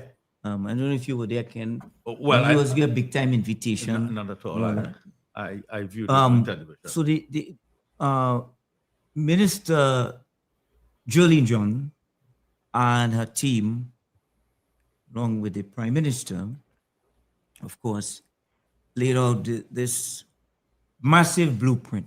And we saw this 3D rendering of what Port of Spain is going to look like, Central is going to look like, San Fernando is going to look like, and other parts of the country as well, right? So the whole idea is to have this development of interconnected buildings and to bring in developers and to have people come, like in the marinas, to use it, yachties, etc., right? Subsequent to the rolling out of it at the Diplomatic Center,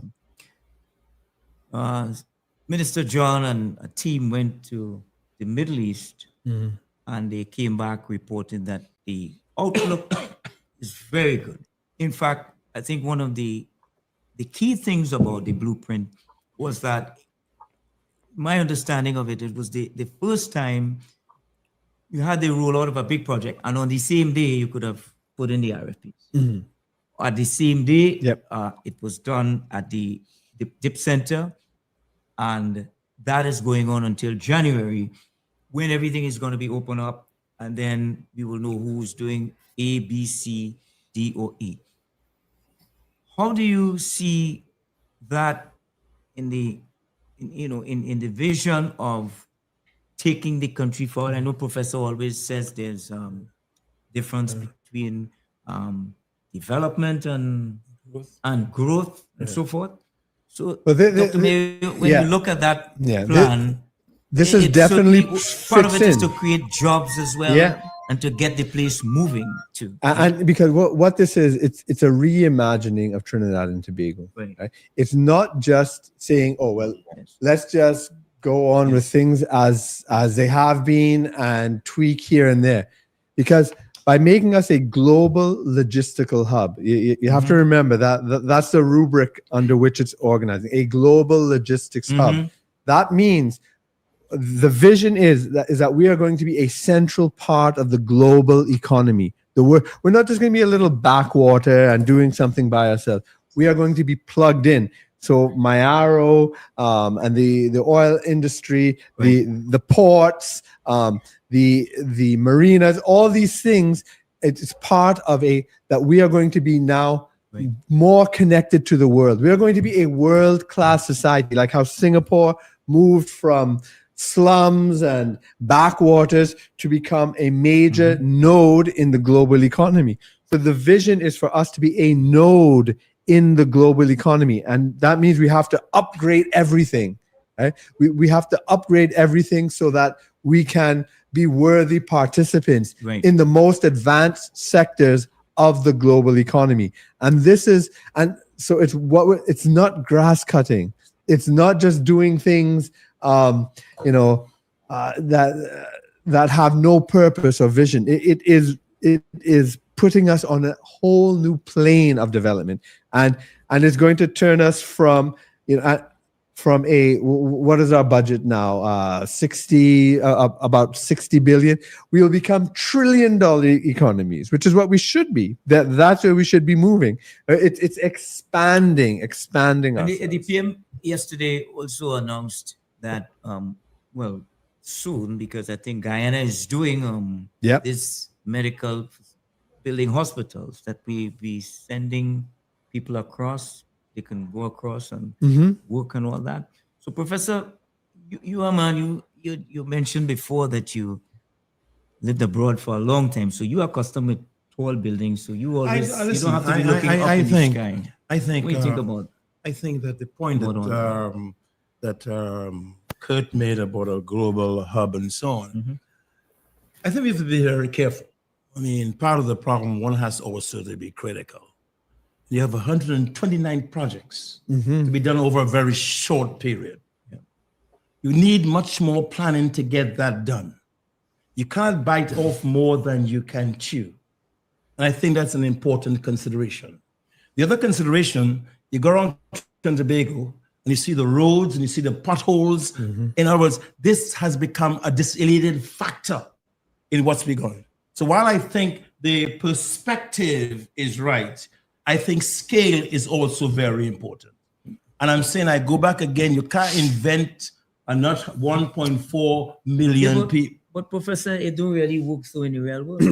California has one of the, homelessness across California. Yeah. But that don't stop the White House from building a ballroom. Okay, all right, but that was just my point. Let Trump build his ballroom. No, I'm just saying. It's the worst example. It's the worst. Okay, but it doesn't stop the U.S. itself.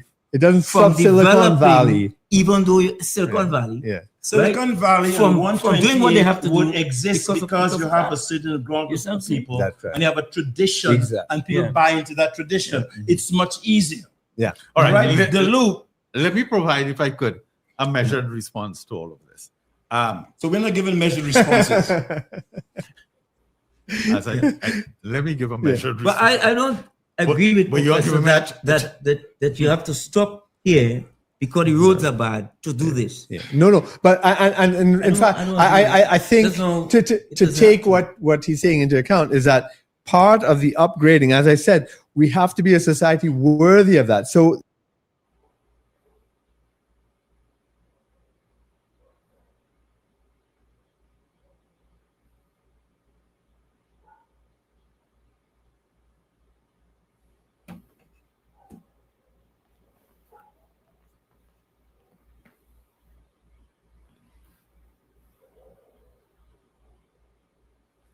Okay, folks, we are back with you. It's in the village with Uncle Tommy, Professor Washington. You guys want to continue listening?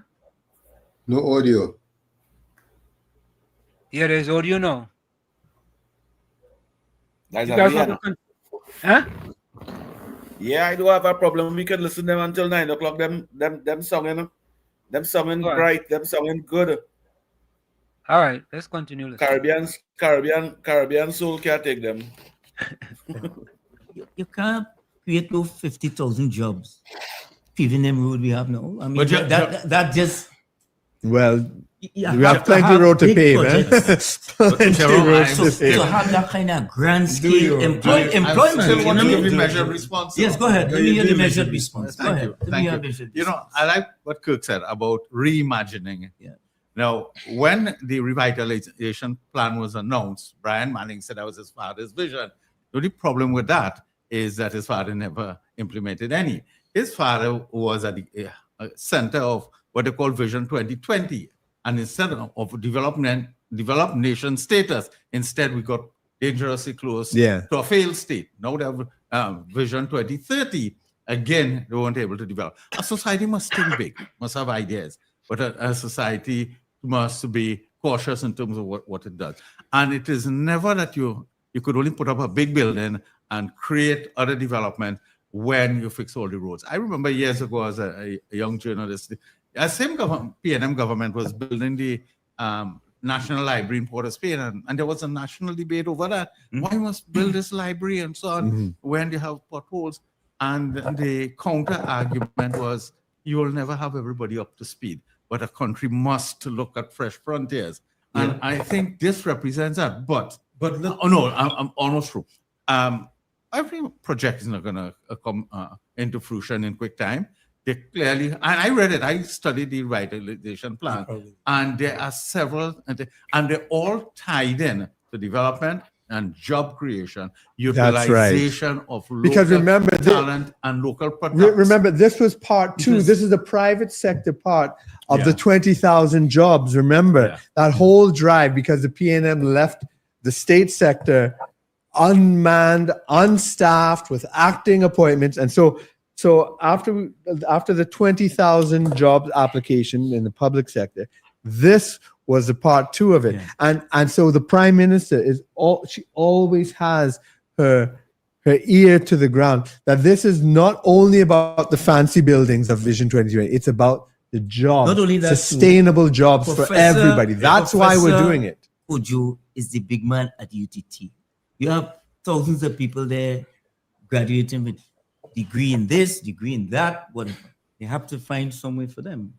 Because you have a lot of people out there with all these degrees and certificates, whatever have you. And they're sitting at home and not doing anything. You need somewhere to put them for good quality jobs. My brother, I'm not saying either or. I'm saying together with. But you're not saying that. I mean, I'm not saying that. But go ahead. You're not saying that. I'm not saying. I mean, I'm not saying that. Yeah, because you saying to fix the potholes. No, I'm not saying that. You're saying do not forget. I am not saying that, Jerry. Yeah. But I say that. Well, so then we have no discussion. So what I'm saying is that I think what he was saying. I think what he's saying is let us not forget that. Let us not forget that development is about people. And no, what I'm suggesting is development is about people. Correct. Unless you have people behind you and supporting what you're doing, it shall fail. Because at the end of the day, you can have 129 people. We can't import no set of people. It's our own people we have to deal with. All right? You have a sense of disalienation or alienation from, because at the end of the day, you're dealing with ordinary people who see things in their own ways. That's right. But I also want to add something. When we become a vibrant, dynamic society, we will be instead of being a net exporter of people, people will be coming. But I understand your point. I don't get the point thoroughly. Okay. These same buildings that Patrick Manning built, Tower C, and Tower D and Government Campus, who inside that? That's it. The same people you saying ain't benefiting from that. They're working inside there. Yes. So but I'm saying, you talking about, Professor, the initialization of these projects, where the people may not buy in. A lot of people didn't buy into Hyatt and all that. But now it is my argument is in spite of the oversubscribe, what is the people in terms of their everyday lives and the murders and the horses and we're seeing at the end of the day, yes, no one is saying don't build it and people must use it because it's there. That's why I said it's neither either or together, but together with. Both. And I'm making a much other point which you may disagree with. In the end of the day, if you don't have people buying into those projects and those programs, is not likely to do what it's supposed to, because at the end of the day, you do it with people, your job. It'll come, they steal our job, they come and work for 2 hours and 3 hours and go home. You know what? I want to take a short break, gentlemen. Just hold your thoughts. Ken, hold your thoughts. Right? No, you won't forget it. You won't forget it. You won't forget it. Folks, we're taking a break. This is the Talk Back Live podcast. We're taking a break and we're coming back, and then we'll wrap up. See you. So, folks, there you have it. Yep. I don't know. I guess just some interesting points being made. Yeah. But let me make some comments on what people are saying. This panel must come back next 5 years, right? Semantic 62 saying, I can't take too much of Kirk. You know, first I have to get past his accent, then break down what he's saying. Okay. Rajendra says, Overman Rowley said he didn't fix potholes on road because they were busy saving lives during the COVID pandemic. yet over 5,000 people died. Terrian Eligon, where you joining us from? Cecil Hussain says they want to be the first world country with third and fourth world roads. Shaking my head. Judy Ali said, well, shit, enough of that topic, of their topic. Virginia says the only vision came with the PNM and it's written 1976 Republican system of governance is work to make the rich more rich. That is what's going on. Tax the poor to make the rich more rich. Candy the dog says, where is the soft skill chair competition the sports old folks respect? Ken, you're Brian Valley.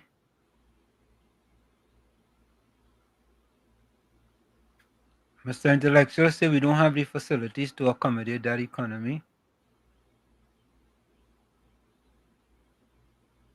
Monica says, I wonder if Three Musketeers listening. Judy Ali said, no, they are boring.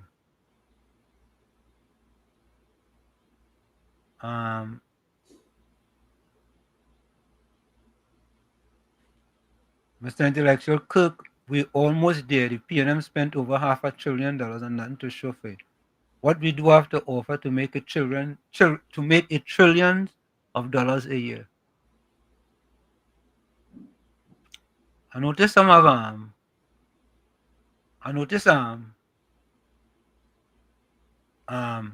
Caribbean Soul boy.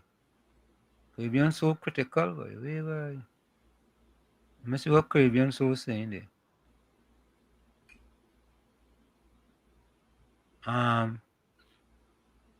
George Ramdeen said, could we see the PNM thinking under Penny with that kind of vision?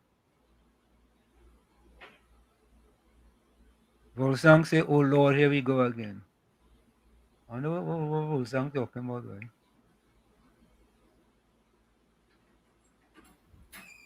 So I saw this quote by Gordon Dryden Joseph. Did that table missing one person? Gordon Dryden, who you talking about, Gordon Dryden? You know, because we just can't understand what you're saying. Candida Doggy says, be careful, bro, don't throw pearls before swine. People strive on keeping others ignorant. Roland Henry say, if a man owes you money and he tells you he'll give you half in cash and the other half in a 100-year lease land, which is better deal? All cash and land? Okay. So what are you trying to say, Roland? What are you trying to say? Monica said these people saying what we already know.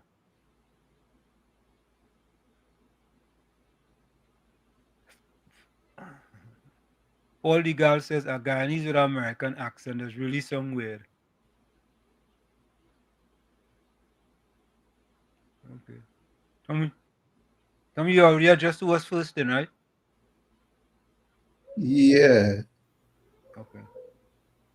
Isn't it Susan? Caribbean Soul thought is, I alone can't take on his freshwater accent.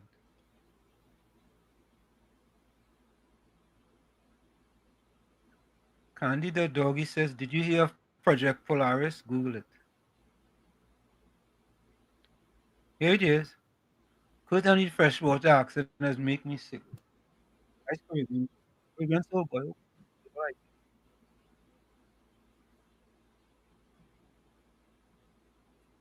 Oh, let me go back to finish up. We will finish at the top of the hour, folks. Gone and will turn this country around. Another one, alongside the creation of industries, even copying the medicinal industry of India or the film industry of Nigeria, we need to, as soon as possible, bring new examinable courses in schools, such as hybrid technology. Excellent contribution, Professor Kojo, in reference to the re-education and the repositioning of the country. Neo-colonialism should not even be mentioned.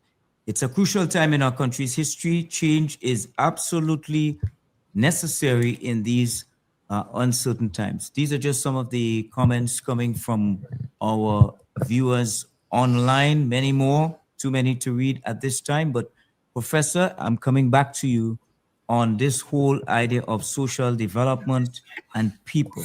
Yeah. Where do we go from here?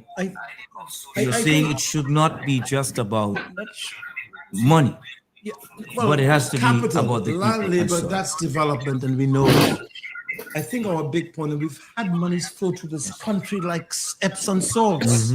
We're not better off for it necessary in all ways. That's right. So I'm saying go ahead with our project and make it a dot and so on. But remember, you're talking about, unless people are there to act in certain kinds of ways, you're gonna have more killing, not because you have more housing, you got more things. So I'm saying at one level, you gotta talk about that.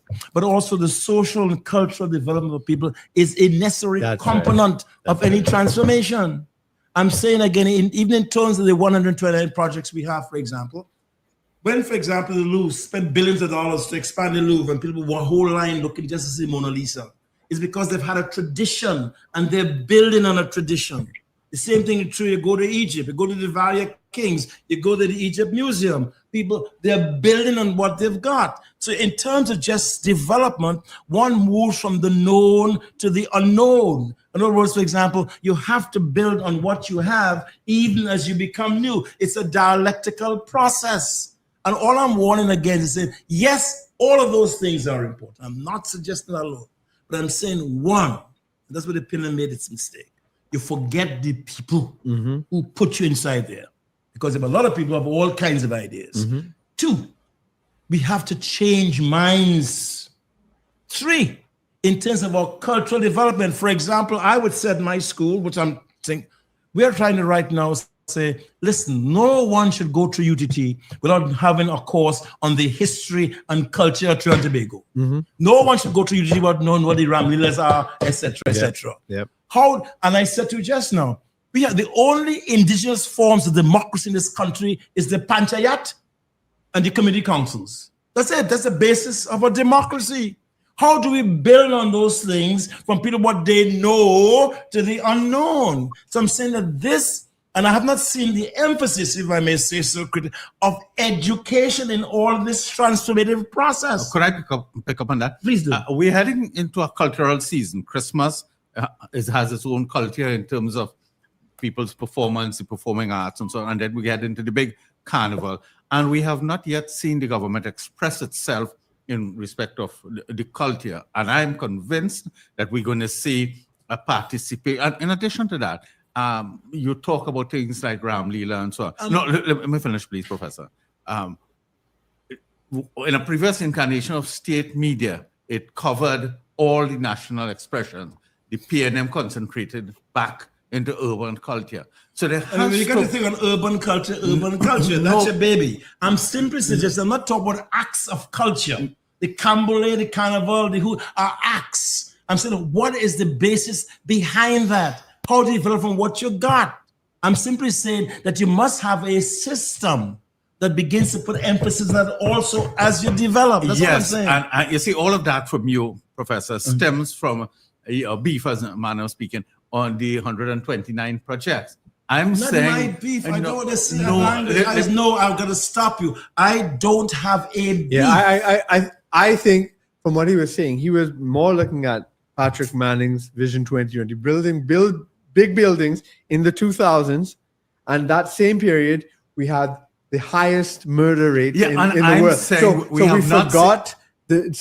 So he just, I think what he's saying is that with this development, we must always make sure we bring the people with us, because you can't have development that is anti-people and development that forgets to make this Jerome, because I think that the government is wrong. And I'm saying that there are areas in which we're going to see that. One is the projects will create sustainable quality jobs. That's right. That is one. And in a real sense, people would have sustainable quality jobs. And the education that is required for it, which will happen. A new impetus in respect to tertiary education and so on. And I'm also saying, I'm going to go back to this, that we're going into we have not seen the government through its various agencies express itself in matters of culture. And that too we may see a remake, meaningful participation.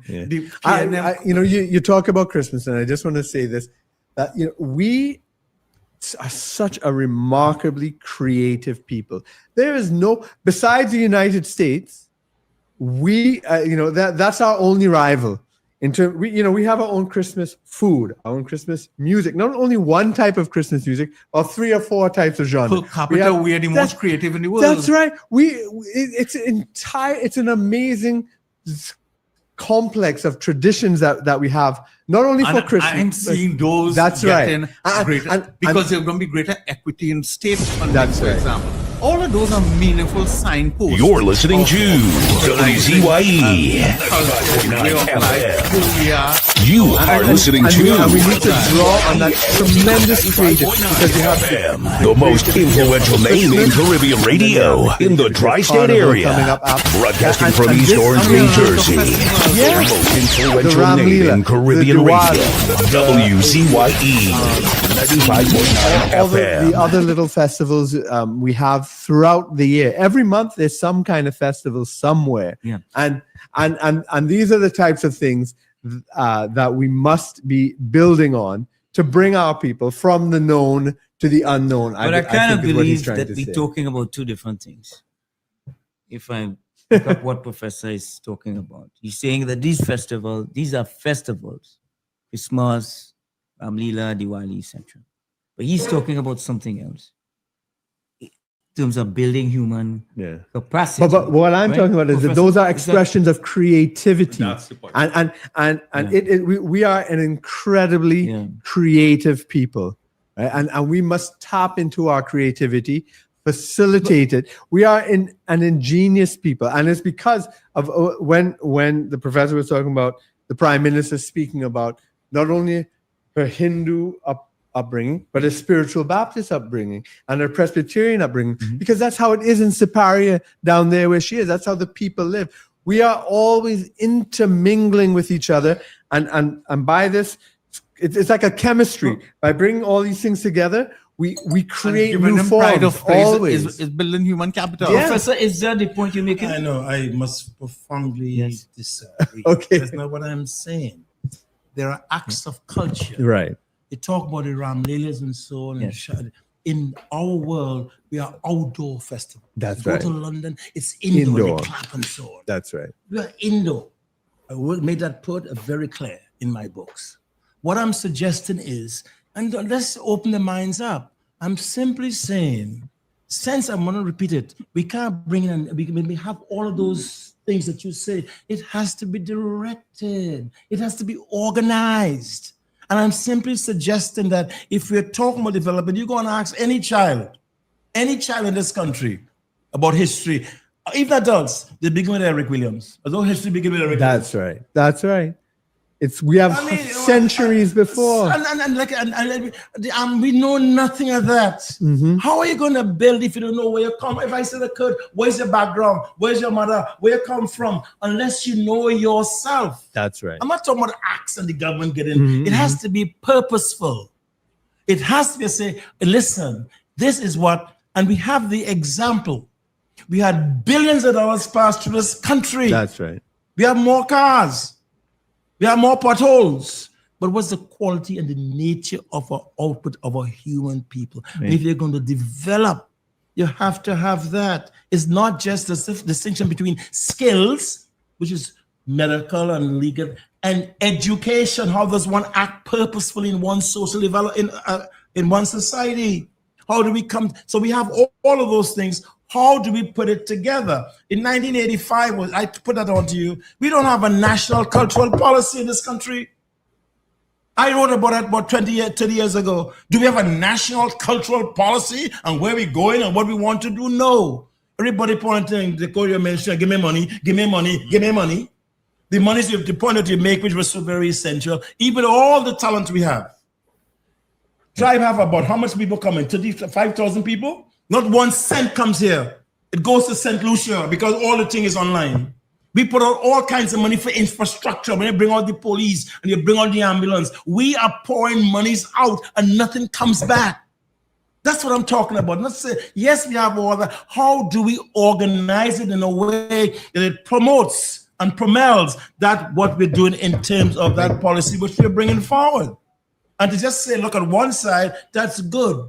I mean, it sounds very patriotic, but we have to look at our limitations of what we must develop to organize what a very visionary prime minister is doing. We start by disruption, what we're doing to make it, and the move that should make it, noise pollution. And I could go through all of the things which are good for the society.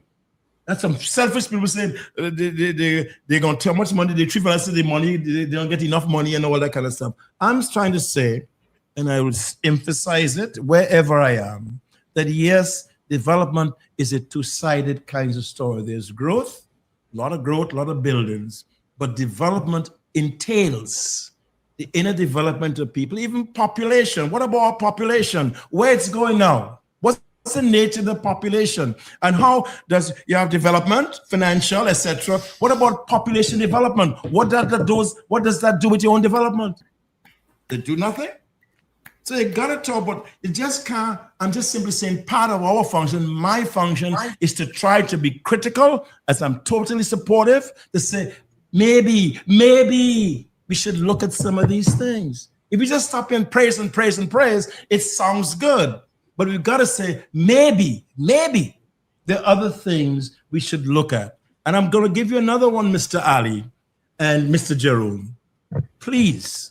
I walk on Targo Savannah to say it stinks. I went for my walk this morning. It stinks. It smells. Because of Savannah was the pride and joy. It's just going down. A man said, Coach, this morning, when I got a 4:15, what are you doing about this, boy? And that's important too. It's only grass. It's only garbage. What he doing about it? What who? The man who asked you that question. It doesn't what he's doing. No, when he asking you, see that's the problem too in the country. Yeah. No. He asking Kojo about it. Has he gone to the corporation and say the grass too high? That's part of it. Did he write a letter? No, they don't do that. But he wants to ask you that. You should ask him. No, what I would not have you done? Because that's not the. So why are you asking? That was not. You know he knows that I've been a community leader for years. That's why he asked me. Yeah. That's why he asked me. But could you be careful about the chatter too? Not the who just asking a million questions and they themselves. What I'm saying, not engaging. Could I say one thing? Go ahead. Stemming from what Professor Kuchar said, just one aspect of it. Sorry. I thought in 2010 when the Prime Minister set up a Ministry of Multiculturalism, I was extremely hard. And I critiqued it. I'm sorry? I did a long critique of the multiculturalism. I reached out to the then minister and I said I had some thoughts on it because spending some time spending some time in Canada where they have a policy which works to an extent, nothing works perfectly. And so when you're drafting your policy, I may have some input. But I think he felt then, and I think a number of ministers of culture feel the Ministry of Culture just dispensed. He never set up a policy and, well, I don't want to call names. And I think, and I'm saying all of that to say that I agree with your point about setting up a national cultural policy. And I don't know if we say... And they had one, you know. No, I'm not saying, I don't know if we're saying the same thing. So let me express my thought. Sorry, go ahead. There's a very diverse society. Very what? A diverse society. Yeah, that's true. One element of this, not all, pertains to equitable funding of activity. Just what? That's what you know, when Walcott went and received his Nobel Literature Prize, he spoke about Ram Leela, and a large section of the society have no appreciation of Ram Leela, as indeed many don't have appreciation of many others. Yeah. This is one way in which we begin the long march after so many years of independence and living together to harmonize our people, bring us under the. Let me say one thing on that. The Canadian example is a long critique of multiculturalism. John Campbell's book. In 1867, we were the most diverse society in the world. We don't have to look at Canada. Yeah. What I'm saying, we've all of the language was spoken. Get it, look at it. Absolutely. So it's not new to us. So what I'm suggesting is that perhaps a deeper knowledge of where we come from. I could cuss and cut you, and we come back and talk and drink tomorrow. You go back to the other thing, or we don't live on big politics. What I'm simply suggesting is that we've got to be careful in all of our enthusiasm. We don't repeat what Professor, I just want to make one more point. I Go don't make a point. Sorry. No. I don't think the points are mutually exclusive. Yes, that's right. That's right. What we are saying about development and buildings and so on doesn't negate this, and this doesn't negate that either. Yeah. So that, in my respectful view, they're two different points, and there's nobody will disagree. We have so much. And that's why I said cuisine. That's what I said. Party, yes. I'm not saying either or, but together. Right. You're absolutely right. That's my thing. You're absolutely not right. Either. Yeah. Look at the way we live. Look at all the streams of culture. Look at the diversity that enriches the society. But from a state level, not enough has been done. And one aspect is one aspect of the flawed system is the warped funding, in which some areas get huge sums and others who are equally creative or more creative do not get funding. And the Prime Minister is disrupting that as well. And people, and this is your point, and people are complaining because when you disrupt the system, the people who benefited before. And that is what I was saying to Professor just now. Let's wait. We're heading into a season and we'll see some expression. I'm not saying it's going to be reformed. I thought the Ministry of Multiculturalism give it a moniker, a name, and that through which a policy could have been developed. But even with Ministry of Culture, that could be developed, and it represents all aspects as best we can. I'm saying it takes knowledge. Yeah. One of the most important books written in Trinidad and Tobago was Ken Ramchand's book on the West Indian novelist background. But what Ken said, our history began in 80 with Tom Redcamp's book in terms of the Jamaica cleaner. That's not the end of the story.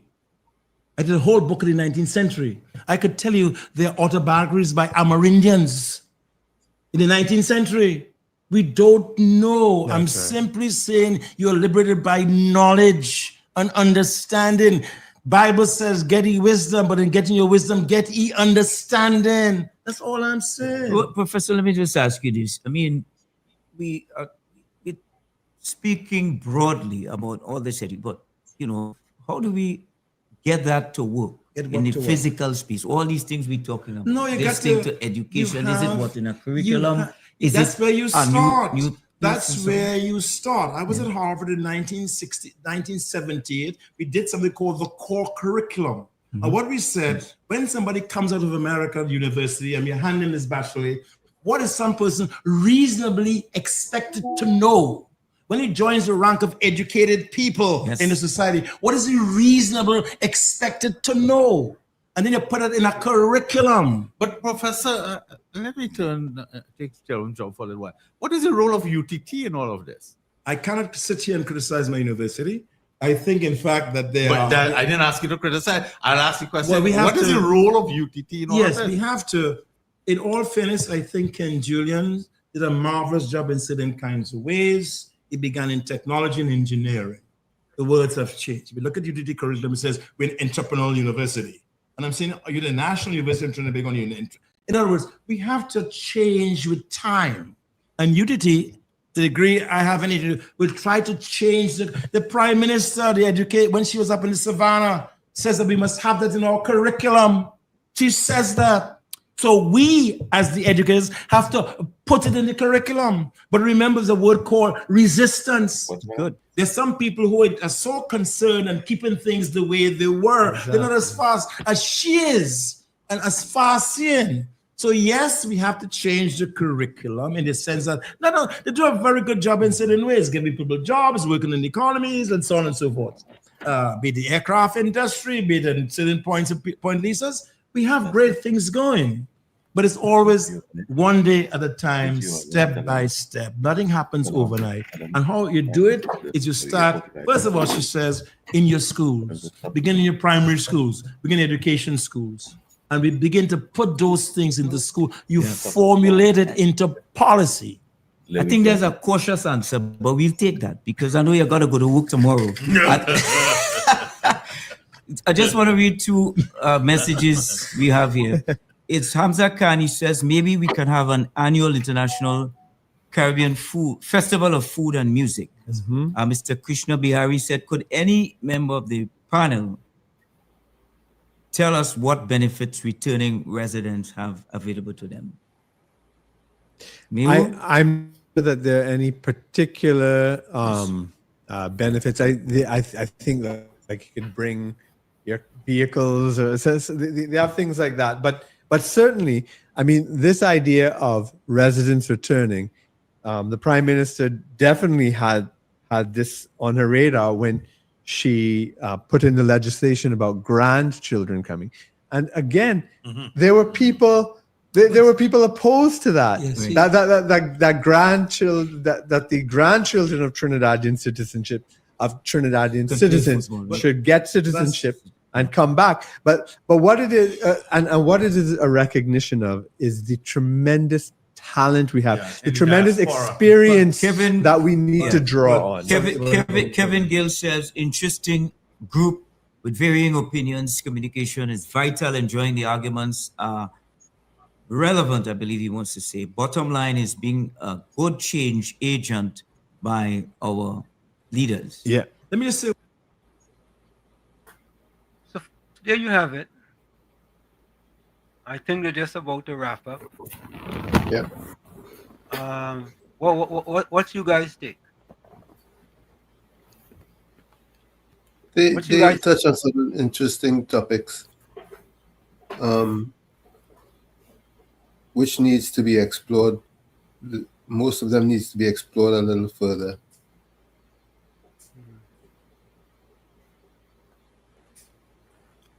COP. I like Ken Ali, the points he bring. Professor Selwyn Kojo he's a star boy in his vocabulary. He words. He's one just like you, Professor Wall Street. Yeah. Those knowledgeable black men from Trinidad and Tobago. Those bright guys and them that know how to educate and inform. I really do appreciate. I would like to stand up next to him. I would like to shake his hand. Professor Selwyn Kojo, take 10 out of 10, brother. I could hear the honesty coming from him. I could feel the passion coming from him. Take 10 out of 10, brother. Let me say good night to all those village family. Some of all your vex, some of all your quarreling. But these kind of interview and them, we really must hear Selwyn Kojo and Ken Ali and those four brothers over there. The future of this country need to hear the knowledge. They need to know. They need to listen to these guys and them. So I'll just vex for now, but after all, you could go back and message back everybody and say, all right, they'll go on. Uncle Toby, Professor Wall Street, and Mr. COP over here now. And I'll come back. But these four guys was great, Professor Wall Street. Trinidad and Tobago, they were great. When you look at I listen to Ken Ali and I like where he going with it, because I think I mentioned these things for years. I mentioned about the drugs coming in over here and who benefiting and somebody benefiting. And people keep a blind eye for years.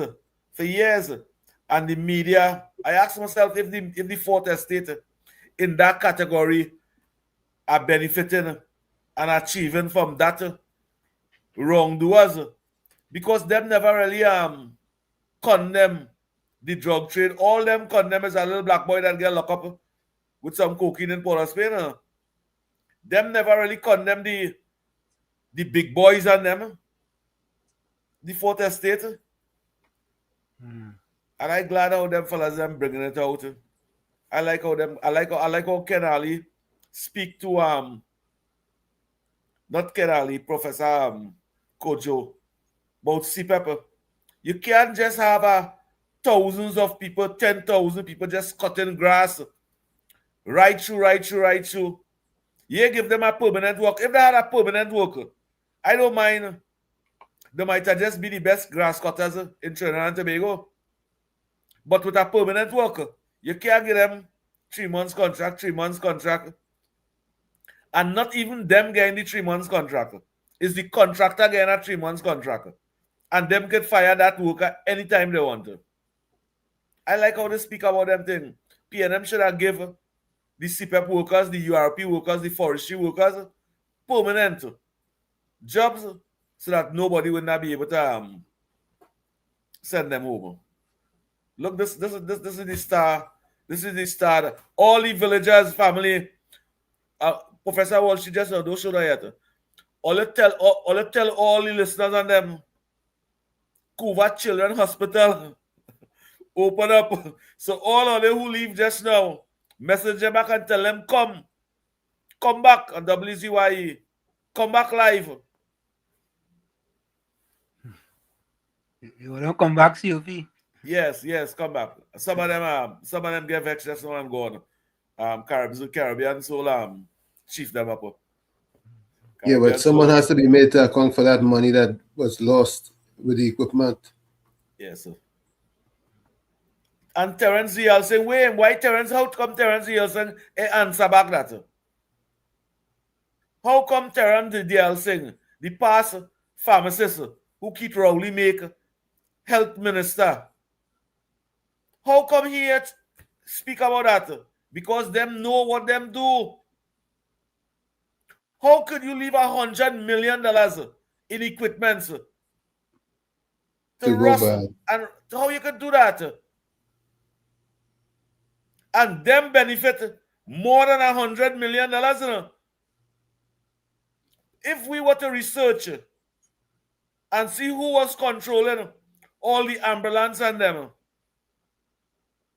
who was bringing in all the ambulance and them, and how much money taxpayers was paying a month for ambulance, I wonder if Terence Yeltsin could tell we all them things. You know, but it's interesting, eh? Think about this, right? The evil, wicked, heinous, dastardly, vindictive PNM left the Cuba Children Hospital and as the Prime Minister said, to rot. And in a space of 6 months, right, there was a rededication by the current government. Why is that, boy? Why the mindset of, it's interesting, eh? I told you all about the book about a fixed mindset and a growth mindset, right? I believe, it's what I believe. I did no study on it, but when you have people like Gordon, Jijin, Joseph, and Patricia Reed, where I get that from? Patricia Reed, and the pastor with the internet search engine, the PSA hater, right? Daily cry baby voice, right? These people, it is just interesting. Right, my phone ringing. All right, we go take that after. It's just interesting, right? That they see these things, and these things wasn't for the government. This was for kids of Trinidad and Tobago. This was for children. And our society is about the children. What are Proverbs say? Proverbs, whatever it is, raise a child, and when he's young, he will not depart from it. Something to that effect. Tommy, you know that one? Yes. I didn't born yet. Uncle Tommy, you know that. Yeah. That's from the Bible. Yeah, that's a proverb. Right?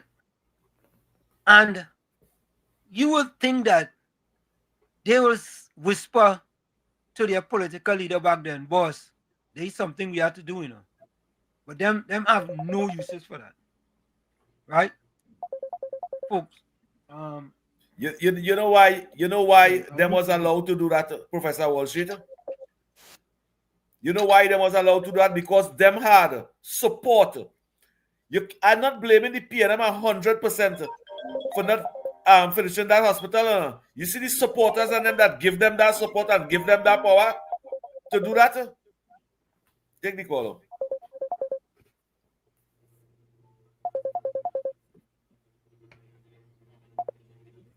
COP, I wasn't hearing you, know. Caller, welcome. We lost that one. Here we go. Jenny C. Paul sent it for me. Train up a child in the way he should go, and when he's old, he will not depart from it. That is what it is. Thank you, Jenny. You see how the village family is? Quick. Yeah? But the unfortunate thing is that there are certain people, right, that they couldn't train them up. Yeah? And when they get older, they also depart from it. Professor Walsh, the PNM couldn't neglect that hospital without the support of the African community in Trinidad and Tobago. The African community support the PNM in keeping that building closed. That is why the PNM had that power and the authority not to fix it, finish it. Why would they want to? Why they don't want a? Since the closure, that I keep asking why they don't want a children's hospital in Trinidad and Tobago, medical tourism.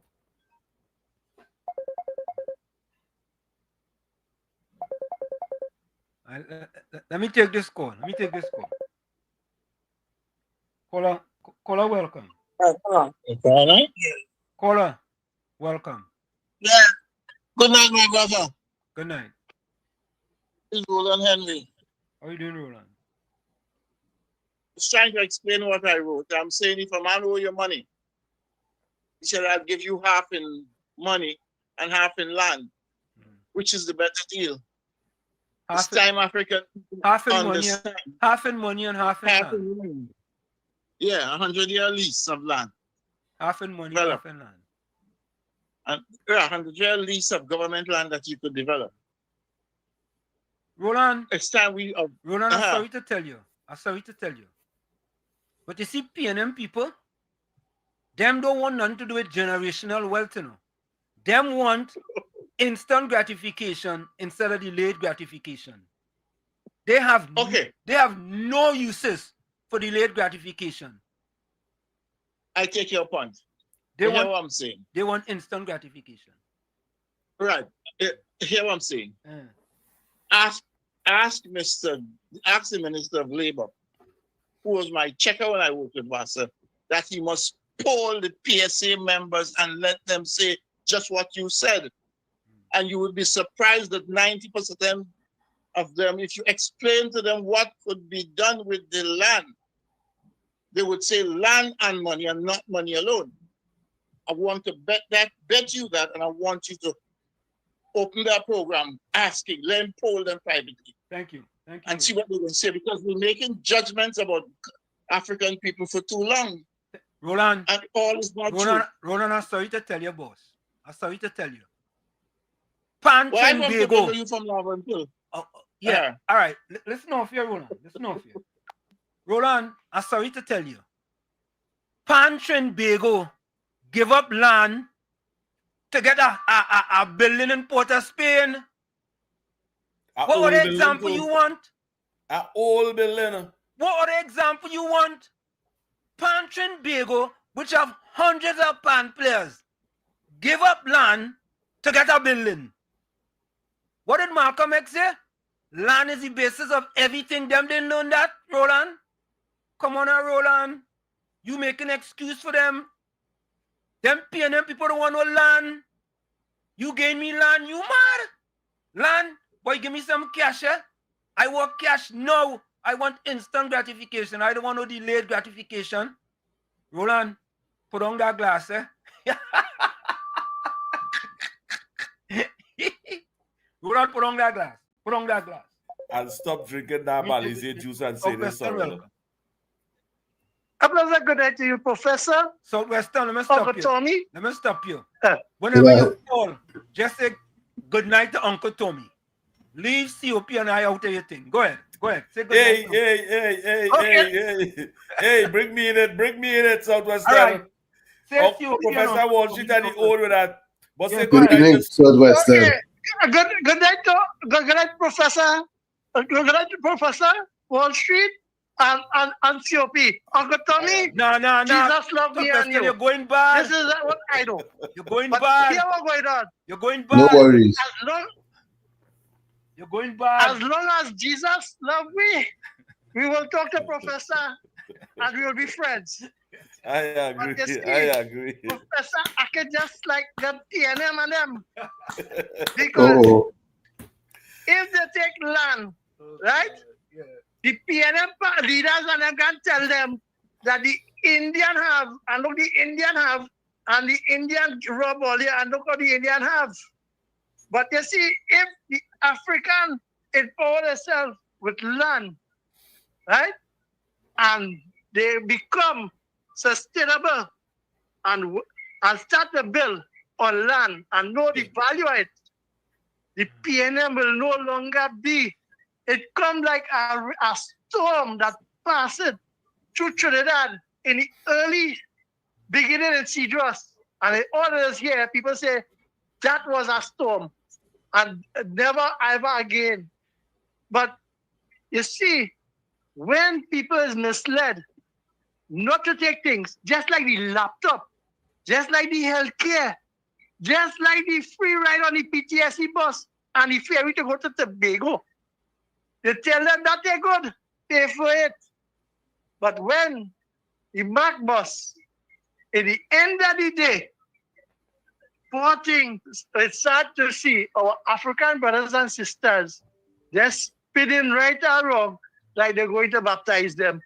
But Uncle Tommy, I talked to the professor tonight. But tomorrow night, I'll talk to you and you and Ethiopia talk. Right. Have a good No night. worries. No worries, Southwestern. I don't know why you bringing me in your back and all for when you call you need to talk to Uncle Tommy. Uncle Tommy, yeah. And Tommy don't even say, hey.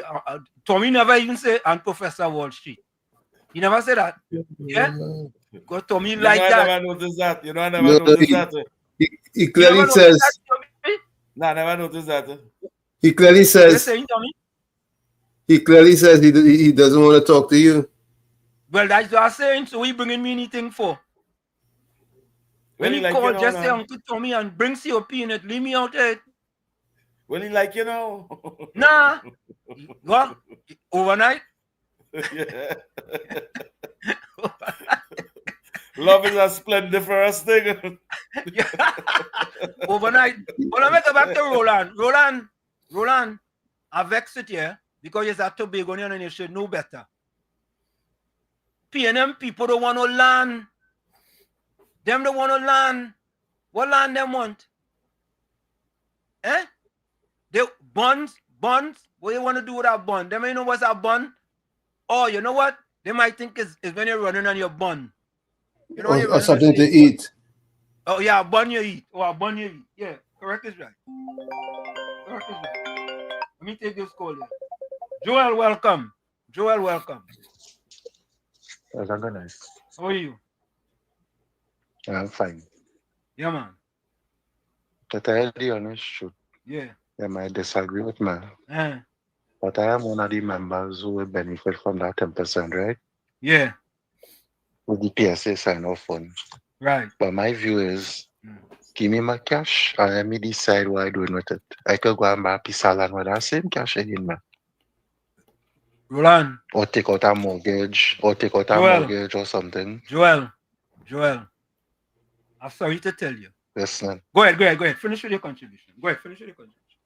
You know, I not everybody does think the same, but somebody might take the same cash, invest in a property, invest in a piece of land, you know, and earn an income from it. Okay.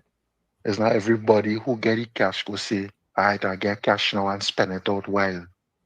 There are some people who go invest, take the cash and get returns on it. Can I ask you a question, Joel? Investment. Joel, sure. What you think most of them people gonna do? What you think most of them gonna do? What? Play a mass. Eh? Some of them go play a mass. No. No, I ask you that. I ain't say some. I ask you what most of them will do.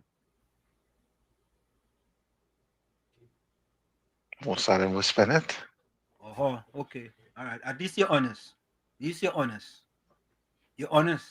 But you have to understand, at the same time, you're saying that if was a period that they negotiate for, we were up to date. But you have to understand that the public servants was frustrated for almost 13 years now. There's none now they negotiating for 14 to 19 now. 2014 to 2019.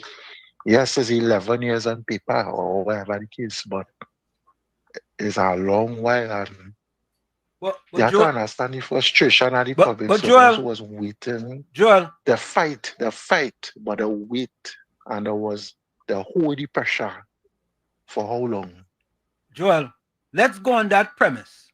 Let's go on your premise. How long they wait, right? So you're telling me you wait 10 or more years, right? And you are going to get a payout of $500 million, $500 million. And the rest you're going to get in bonds. After waiting 10 years, all of a sudden, in 8 months, 500 million on the table. And the rest in bonds, land, whatever it is. And you upset with that? No, you, eh? No, you, eh? No, Are what people I am upset with saying that? is, what I am saying is, and I was suggesting, because colleagues of mine was talking about that today, and I was advising them, I say, if they want cash, no problem, but it could be reasonable. They could say, yeah, well, Mr. Minister, Mr. CPO, Mr. Minister, we want cash, but we understand that the resources and it have a cash curtailment right now. So here what we go take we back paying tranches. You can pay we some within the next 3 months. And when is the media review, you go allocate money to pay we the balance or whatever the case may be. If you understand what I'm saying. Because really and truly, it's not that they want to give bonds or nothing, or they want to give land or nothing, The problem is that have a cash flow problem in the country. Not based on their fault, based on what they meet. So if I were the union leader, she's sticking to she guns that she want cash, okay, no problem. Well, here what payment in tranches. Payment some within the next 4 months or 2 months. And then when later down the road, you go pay me when more money becomes available, you go just pay off the balance and give me the balance. That's all. All right. Thank you, Joe. Yeah, no problem. Thank you, man. Bless. I COP and Tommy, I sorry, eh? I sorry. I very sorry. I believe the people and them should get a 10%. But that is not a good economy. That is when your country have money. But when your country don't have no money, and we know that the PNM squander and break down we economy and how we skating today. We only want the Prime Minister to get money from. We only want the Finance Minister to get $3 billion now to pay out. And every month all again all the salary. Every fortnight all again all the salary. Just remember, according to Keith Rowley, no public servant they go home, you know. Nobody get fired, you know. Take the call. Sorry about that. All of a sudden, I stopped hearing COP. Call, Mr. Intellectual, welcome. Last night, yeah, bless Pro, Uncle T, and COP, everybody on the chat. Yeah. The program was an interesting program. I like some of the ideas that they floated about. Mm-hmm. It was a little bit all over the place, but you know how the talkers go. Yeah. So you can't stick to one thing. Concerning that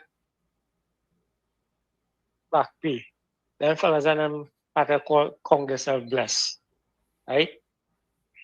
Like everybody else, we waiting 11 years, and we ain't get nothing. We even get the opportunity to negotiate yet. Not even salt they get. Not even salt. They didn't even get salt. Huge waiting. huge waiting and they ain't get nothing yet. You understand? So then fellas them are count themselves blessed. Now, the gentleman was saying that how we kind of broad brushing African people in the sense that they don't want land and this kind of thing. You draw the point that the Panchenbego people give up how much 8 acres of land? Wherever it is, wherever they give up. Wherever they give up. Yeah, for probably half a lot with a building on it. With a building, yeah, for a building. A building. Right. Right. And Think about the Mr. people and them. Intellectual, let me expand on that point here. Roland, what is the makeup of Panchenbego? Predominantly. Hold on, Mr. Intellectual. Tommy, who predominantly makes up Panchenbego? Oh, there's no question. No, but asking you, I don't remember. I haven't been to Trinidad in a long time. Who predominantly makes up? African people. Okay. Predominantly people of African descent. Tommy Fetans. I said predominantly people of African descent. People of African descent. Oh, okay. Yeah. I didn't hear you. Go ahead, Mr. Intellectual. Yeah, and they give up land. And yeah, but think about this. The people and them was offered also in Port of Spain $100 to own their own houses, right? The buildings that they were occupying. And the leaders and them told them, hey, don't do that. And then those people and them buy into that and neglected the fact that they could have own property, right? For just $100 because of the length of years that they live in the property. They refused that. That was the option that they had. And they give it up. So why how they call that, the person from the head of Panchenbego. What is her name again? Ramsey Moore. Beverly Ramsey Moore. Miss Ramsey, right? Miss Ramsey Moore. Yeah. She's a Tobagonian, right? And if she is a Tobagonian, and I know that Tobagonian people respect land. Yeah. You understand? Mm-hmm. They have a deep affinity to owning property and stuff like that and thing. That's one of the biggest struggles that they have across there. Now, she, as a Tobagonian, come and sell out Panchenbego. Well, Mr. Intellectual, something will be wrong. Mr. Intellectual, don't forget, Panchenbego is predominantly Trinidadians, eh? Right? They have a few bands in Tobago. Yeah. A few bands. But Panchenbego is predominantly Trinidadians. And most of them, I'm painting a broad brush here, right? Let me say many of them do not understand the basis of land. Sorry, or else they would have told their leader. They would have told their leader, you know what?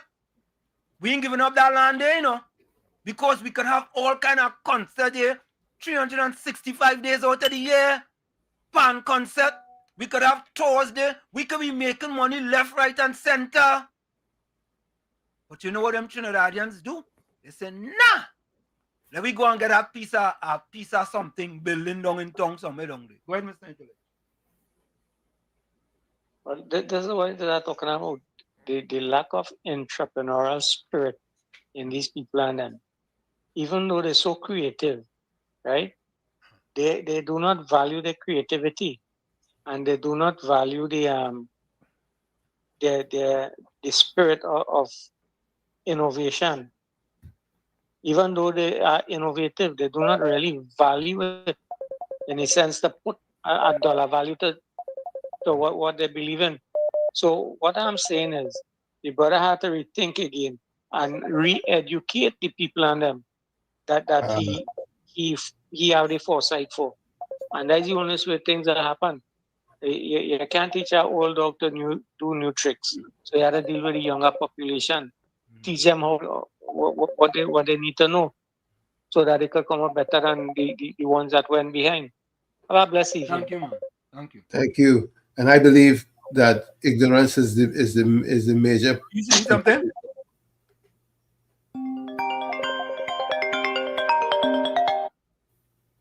So Western, welcome. Good night again. I would like to talk to Professor, please. Professor, that land in Twin City was taken away from the Pandian, right? To give an Indian investor from India Correct. to build a cricket academy. Correct.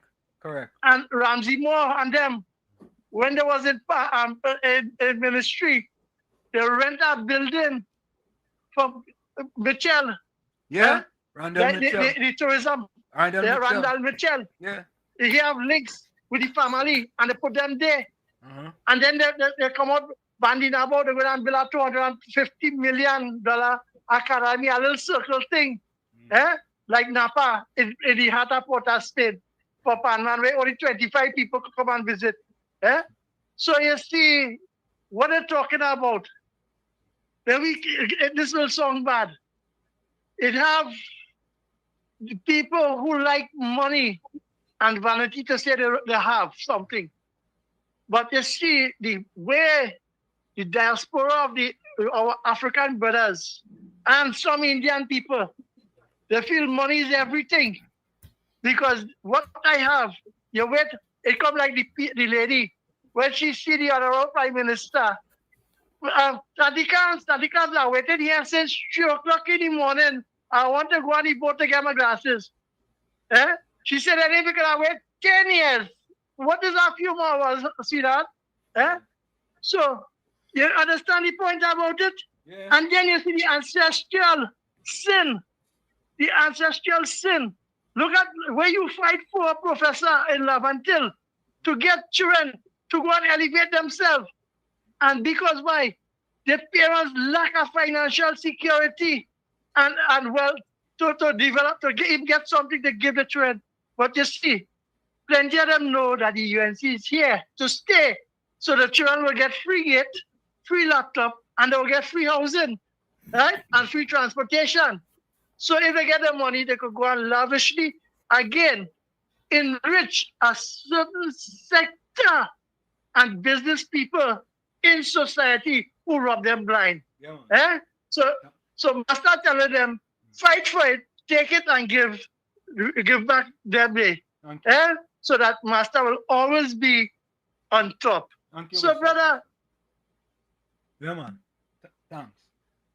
Joel, I want you to learn 2 terms. And next time you're having discussion with people from the PSA, talk to them about instant gratification and delayed gratification. Talk to them about, there's a tape by Malcolm X that says land is the basis of everything. You could take land and you could transfer it and say it's like a bond. You buy it, right? You could get interest on it. You have land, you could build a house, you could lease the land, you could pass it on to your family, generational wealth. Same thing with our bond. You understand?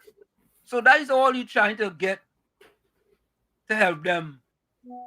But folks, before we go, put your closing comments in the chat. Let's listen to this. This is a short one. Put your closing comments in the chat, your closing quotes, and send your closing voice notes. Tommy, you have any voice notes? No, I don't see any at the All moment. right, I just want to play this real quick here.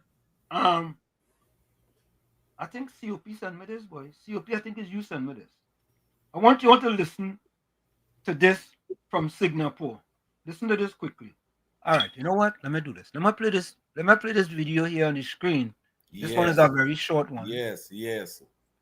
I'm gonna play this one. I find we should finish off on this Cuba Children's Hospital.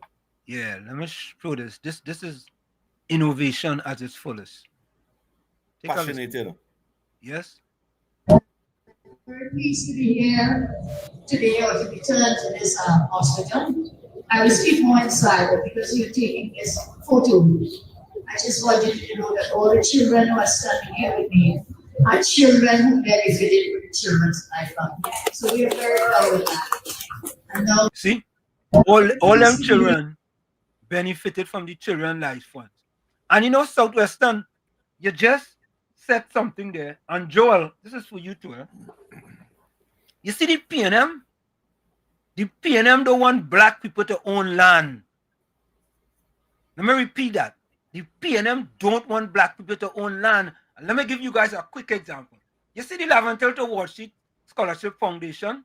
When you all get a chance, go down to Duncan Street and Independence Square.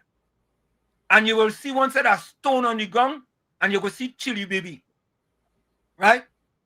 The PNM mashed down that building rather than to make it the Laventel to Washington Empowerment Center. And some of them same PNM saying, hey, don't give him that. What you want that for? Evil and wicked PNM. Listen to the Prime Minister again. Listen. Innovation at its fullest. very pleased to be here today or to return to this hospital. I will speak more inside, but because you're taking this photo, I just want you to know that all the children who are standing here with me are children who benefited with the Children's Life Fund. So we are very proud of that. See? Them children benefit from the Children's Life Fund. But them don't want that. Well, let you all listen to this real quick. This is from Singapore. Is Singapore? Yeah, I think this is from Singapore. We will introduce mandatory caning for scammers so that offenders who commit scams, defined as cheating mainly by means of remote communication, will be punished with at least 6 strokes of the cane. Yeah, that? 6 strokes of the cane for scamming. COP and Tommy for scamming, you know? Yep. Scamming. You see the way you treat with little things? It's how you go deal with big things. Scamming. You want a scam? 6 strokes for you. Yeah? Go ahead and scam. Under the PNM, they get about 50. Singapore is known for having some of the strictest laws in the world. And now, the country is taking an even tougher step against scammers. Recently, Singapore introduced mandatory caning for individuals found guilty of serious scam-related offenses. Authorities say this move comes after a massive rise in online and phone scams, costing victims millions of dollars. In the first half of 2025, there were about 190,000 cases reported, with losses amounting to about 3.7 billion Singapore dollars. Under the new rules, convicted scammers won't just face jail time, they will also receive a set number of cane strokes depending on the severity of the crime. The government believes this harsh punishment will act as a strong deterrent and help protect citizens from works. Many people support the decision, while others debate how extreme it is. But one thing is clear, Singapore is sending a powerful message. Scamming will not be tolerated. You know what that reminds me of? Stand your ground. Home invasion. The home invasion bill? Yeah, the home invasion bill? Right? Home invasion bill. Innovative. You want to do that? Take it into your own hands, man. That's it. The amount of that Keith Rowley, Faris Alwari, and all them PNM, and the amount of strokes them will get if we had a law passing Trinidad and Tobago over here. I don't know why Tati Kamzo passes a law over here. That big man, and whipping, big man for thieving. Yeah, it was scam. Take that. And you see all the time up. Over there whipping them. When they done get a whip, they can't sit down. You become like a school child. Mm-hmm. Yeah. It was scam. Take that. Take it in your. Take that. Take some whipper. Take some whipper. Yeah, that's what we need, you know. But that video, that 48 children that get support from the Children Life Fund, Penny and them can't show none. Who the help? Them can show how much children dead under them administration. Them cannot show 5 children the help with the Children Life Fund that Kamala Prasad business creator. Remember when them create that Children Life Fund, they put 10% of the salary every month in that Children Life Fund. Mm-hmm. And went away and raised fund When contractors, big contractors was getting big contract, I can remember when they asked them all to contribute and put money in the children life fund, and they, you know what PNM do, Professor Walshington? What they do? You can remember they had a minister get a stroke? Yeah. Yeah. Them help the minister with millions of dollars to go away and see about the health and deny the children their life fund money. Keith Rowley and the PNM under Beckles and them. Yeah, but stupid. Don't forget, because when that Lavanti and Giddy for our computer, don't forget that. And he pelled that, and he pelled that down the hill. He pelled that down the hill. I'd have pelled that down the hill and shoot. Yeah. Imagine that, boy. And uniform. Maybe Yeah. some uniform somebody else wear. Maybe some uniform somebody else wear. And she carried that for him. Yeah. You should have waited. Because it wasn't in rack. It wasn't in rack and proper package. Yeah. So you can know it's somebody owner. Yeah, you should have waited. You'd have get a free computer from Antique. Jose Beckel say PNM to the world. Jose, welcome. Jose Beckel? Yeah. PNM to the world? You will ban you from this program, or what PNM to the world water? What PNM to the world water? You might be a UNC man. Well, say UNC to the world. What PNM to the world water? Anthony Ford said it was coffee. Yeah, coffee. Yeah. Them spend and not coffee alone. Not coffee alone. Millions of dollars behind big hardback man who was millionaires and who had money. Because I see about their own health. PNM cannot show 10 children. Penny, I dare you to stand up with 10 children and say them get help under the Children Life Fund, under you and Rowley administration. But I could show 10 names and 20 names that children that die under all the administration and only keep a blind eye towards it and only even cover it up in the Ministry of Health. The mothers and fathers that was appointed in court under Adan Ramlogan for justice. And only talking. It's a sad thing. It's a sad time in Trinidad and Tobago for Penny to be opposition leader and speaking so much of ignorance. That is a betrayal to the future of this country. And we must expose them. According to Professor, what's his name again? Kojo, that man is a brilliant man, boy. I would like to just stand up next to Selwyn Kojo and take out a picture or something. I should be next to those type of leaders and them. I want to be next to them to motivate me and encourage me and inspire me. Being next to Selwyn Kojo is like being amongst Martin Luther King and Nelson Mandela and these guys and them. Yeah, I want to be next to him. Yeah. Yeah, Kenali too is our boss. I like the topics that he choose. He's a UNC. So folks, we're gonna take that quick break, and when we come back, we're gonna wrap up. Of course, it was short tonight. We want you to get a little feel of what them guys were saying since it was their first program. Huh? Judy Ali quarrel with you. Susan Lalchan quarrel with you. Many of them quarrel with you. They say the program going boring. But knowledge could never be boring. Yeah. CUP. Gordon, Gangachana, Dryden, Joseph say, Kunji, you ever cross Caroni Bridge? Take a trip up Lavanton and look at these houses on the hill.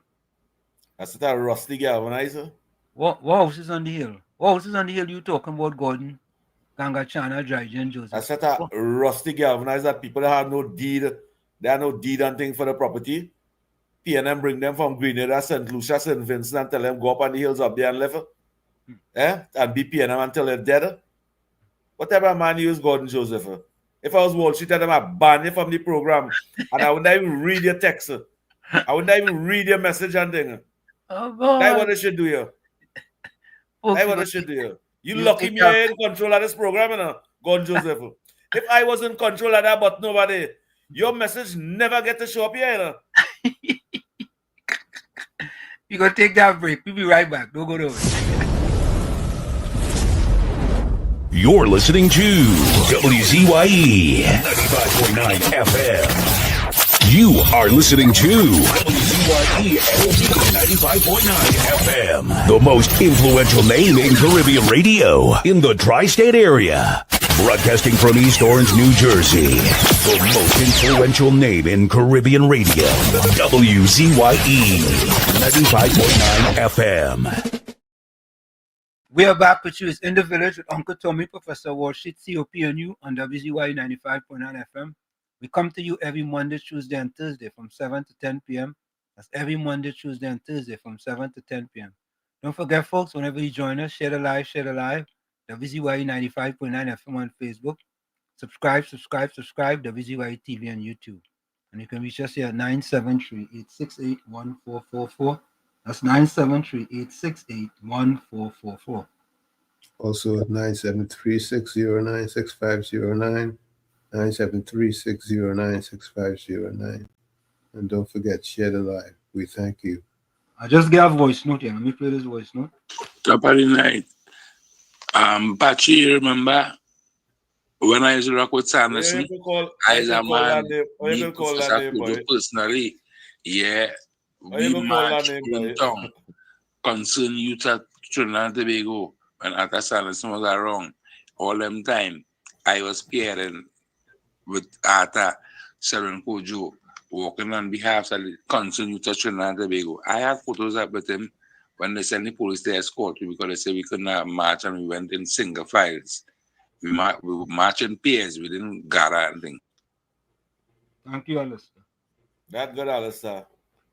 Apache is not for the radio. That when we in the bush. Alistair say you want to call your COP. He call the real name there. That's the name we grew up under. Here's my closing quote, folks.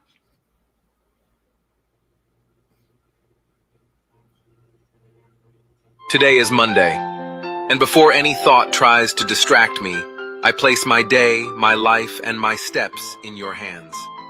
Lord, strengthen my heart this morning. Let your presence be the strength that lifts me, the light that guides me, and the peace that protects me. Renew courage within me and calm every worry inside my heart.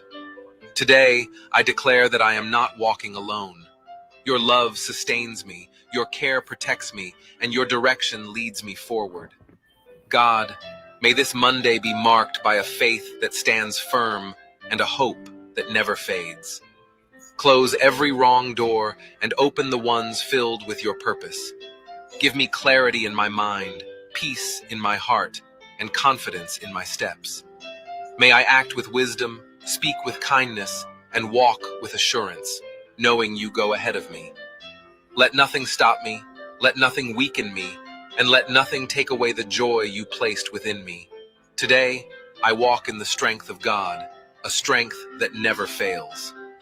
Lord, bless my Monday and guide this new week with protection and direction.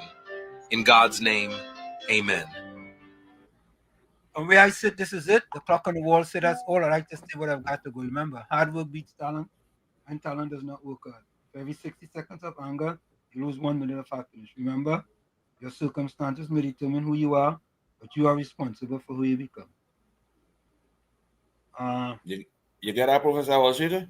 Yeah, that's yours? Yeah. Okay, hold on. This is COP closing comment. Only know if my name Kyle Boss? Yeah, well, he's not. Night prayer before bed. Heavenly Father, as this day comes to an end, I pause before I sleep to give you thanks, glory, and honor. You are the keeper of my soul, the watchman over my house, and the protector of everything concerning me. Thank you for carrying me through this day, for the seen and unseen battles you've already won. Tonight, I surrender it all to you. Every care, every thought, every unfinished task. I lay it at your feet. I release the weight of what I can't control, and I choose to rest in your control. Lord, cover me as I sleep. Wrap me in your presence. Let no evil come near me. Let no torment, nightmare, anxiety, or restlessness disturb the peace you've promised. I declare over this night, my sleep will be sweet and undisturbed. My dreams will be pure and prophetic. My mind will be renewed and refreshed. My spirit will be strengthened in silence. Father, send angels to guard every door, every window, every room. Let your presence rest over my bed like a holy shield. Protect my loved ones near and far. Cover my family, my future, and my faith. Heal what needs healing tonight. Body, heart, and soul. Restore what has been drained. Repair what has been broken. Recharge me for what you have ahead. And if I wake in the middle of the night, let me wake in worship. Let my thoughts be anchored in truth, not in fear. Let your whisper be louder than the enemy's lies. I declare, no weapon formed against me shall prosper. No dark spirit will invade this night. No anxiety will steal my rest. This bed is blessed. My dreams are covered. My destiny is protected. I will rest in peace, not because everything is perfect, but because you are perfectly in control. Thank you for being the God who never sleeps, so I don't have to stay awake worrying.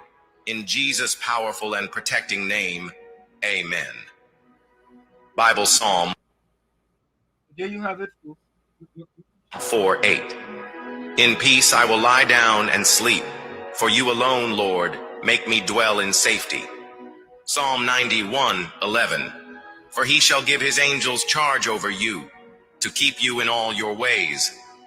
If you're resting tonight in God's presence, comment, cover me, Lord. My sleep is protected and my soul is at peace. Share this prayer to bless some. There you have it. Your closing comment. And I dedicate that to the village family. Thank you. Yeah, that is excellent. That is what we like, Go ahead, Tommy. This is by Kevin Roos. He says, life isn't about getting and having. It's about giving and being. Like I always say, you the man in the mirror, you have to become the change you want to see. However, if you look in that mirror and you don't like what you see, you cannot blame the mirror. Never look down on a person unless you're giving them a hand up. In all things, I give thanks. Love you all. We'll see each other tomorrow, God willing. Same channel, same time. Till then, good night. Thank you, Tommy. And You're Mr. welcome. Intellectual, I think that what Watson Duke did, the PDP was on mouth-to-mouth resuscitation. And what Watson Duke did today is show himself a live vest in order for him to decide that he's going to support the TPP and not, well, he didn't really say this, but it appears that they're going to support the TPP and not go up as candidates for PDP. So that's a good thing because there's one enemy and the enemy is the PNM. And I think a united PDP and TPP will be easier with respect to a victory. And even if the PDP go on its own, TPP will still win, but the margin will be much slimmer. So, and the only advice I will give Farley is to watch Watson Duke like the Koki Eye Station. You ask for it. You will ask for it. You will ask for it. But leave the brothers and them let us show love and unity for each other. I'm glad he's showing love and unity, but I just tell him, watch him like that Koki Eye Station. Watch him like you watching Rowley. Yeah, Watch him boy with that cookie ice station. Yeah, you might still have some vex. He vex with you still. Yeah, I would like to see the two of them become one again. Unity is strength, and strength is the power. If you don't have that power, you can't unite together. I want to see that collaboration. What they start with, that continue. That togetherness. That. Anthony say, well, shit, I agree with you 100%. Yeah. Anytime, anything so, I put my glasses just so.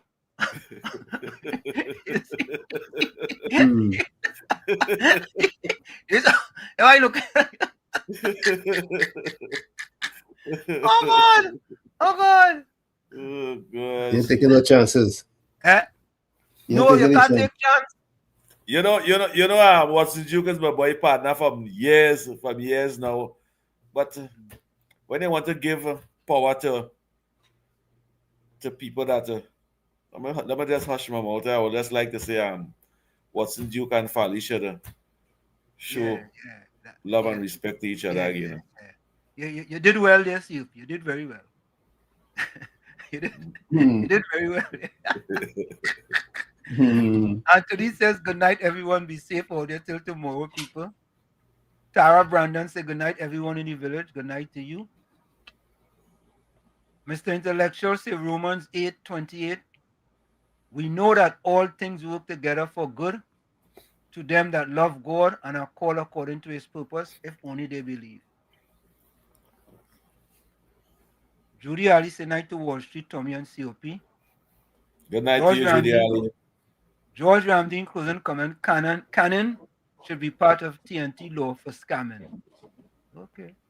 Good night to you, George Ramdeen.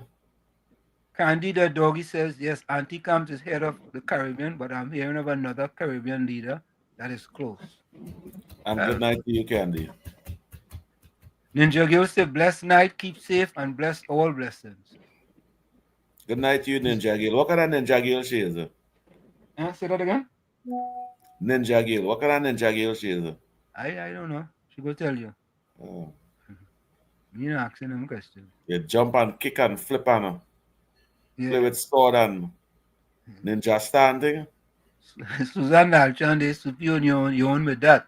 Susan Alchan say, good night, Wall Street, and Uncle Tommy and COP and everyone. God's grace and mercy to you, sweet dream. Be safe. See you tomorrow. Susan Alchan, you need to send that in voice note. Good night to you and your whole entire family, your husband, and your children, and grandmommy, and everybody. Good night to you. That's the Tobago family. Susan Lalchan says, it's only one love in Tobago, Titi. Okay, I think I have one last voice note here before we go. Not Gordon, though. No, not Gordon Joseph. We are original village men. Good night to you. Good night to you, my friend, Alistair Gaskill. You're calling me, just start calling your whole name now. We are from the village. Tell them COP. Yes, COP.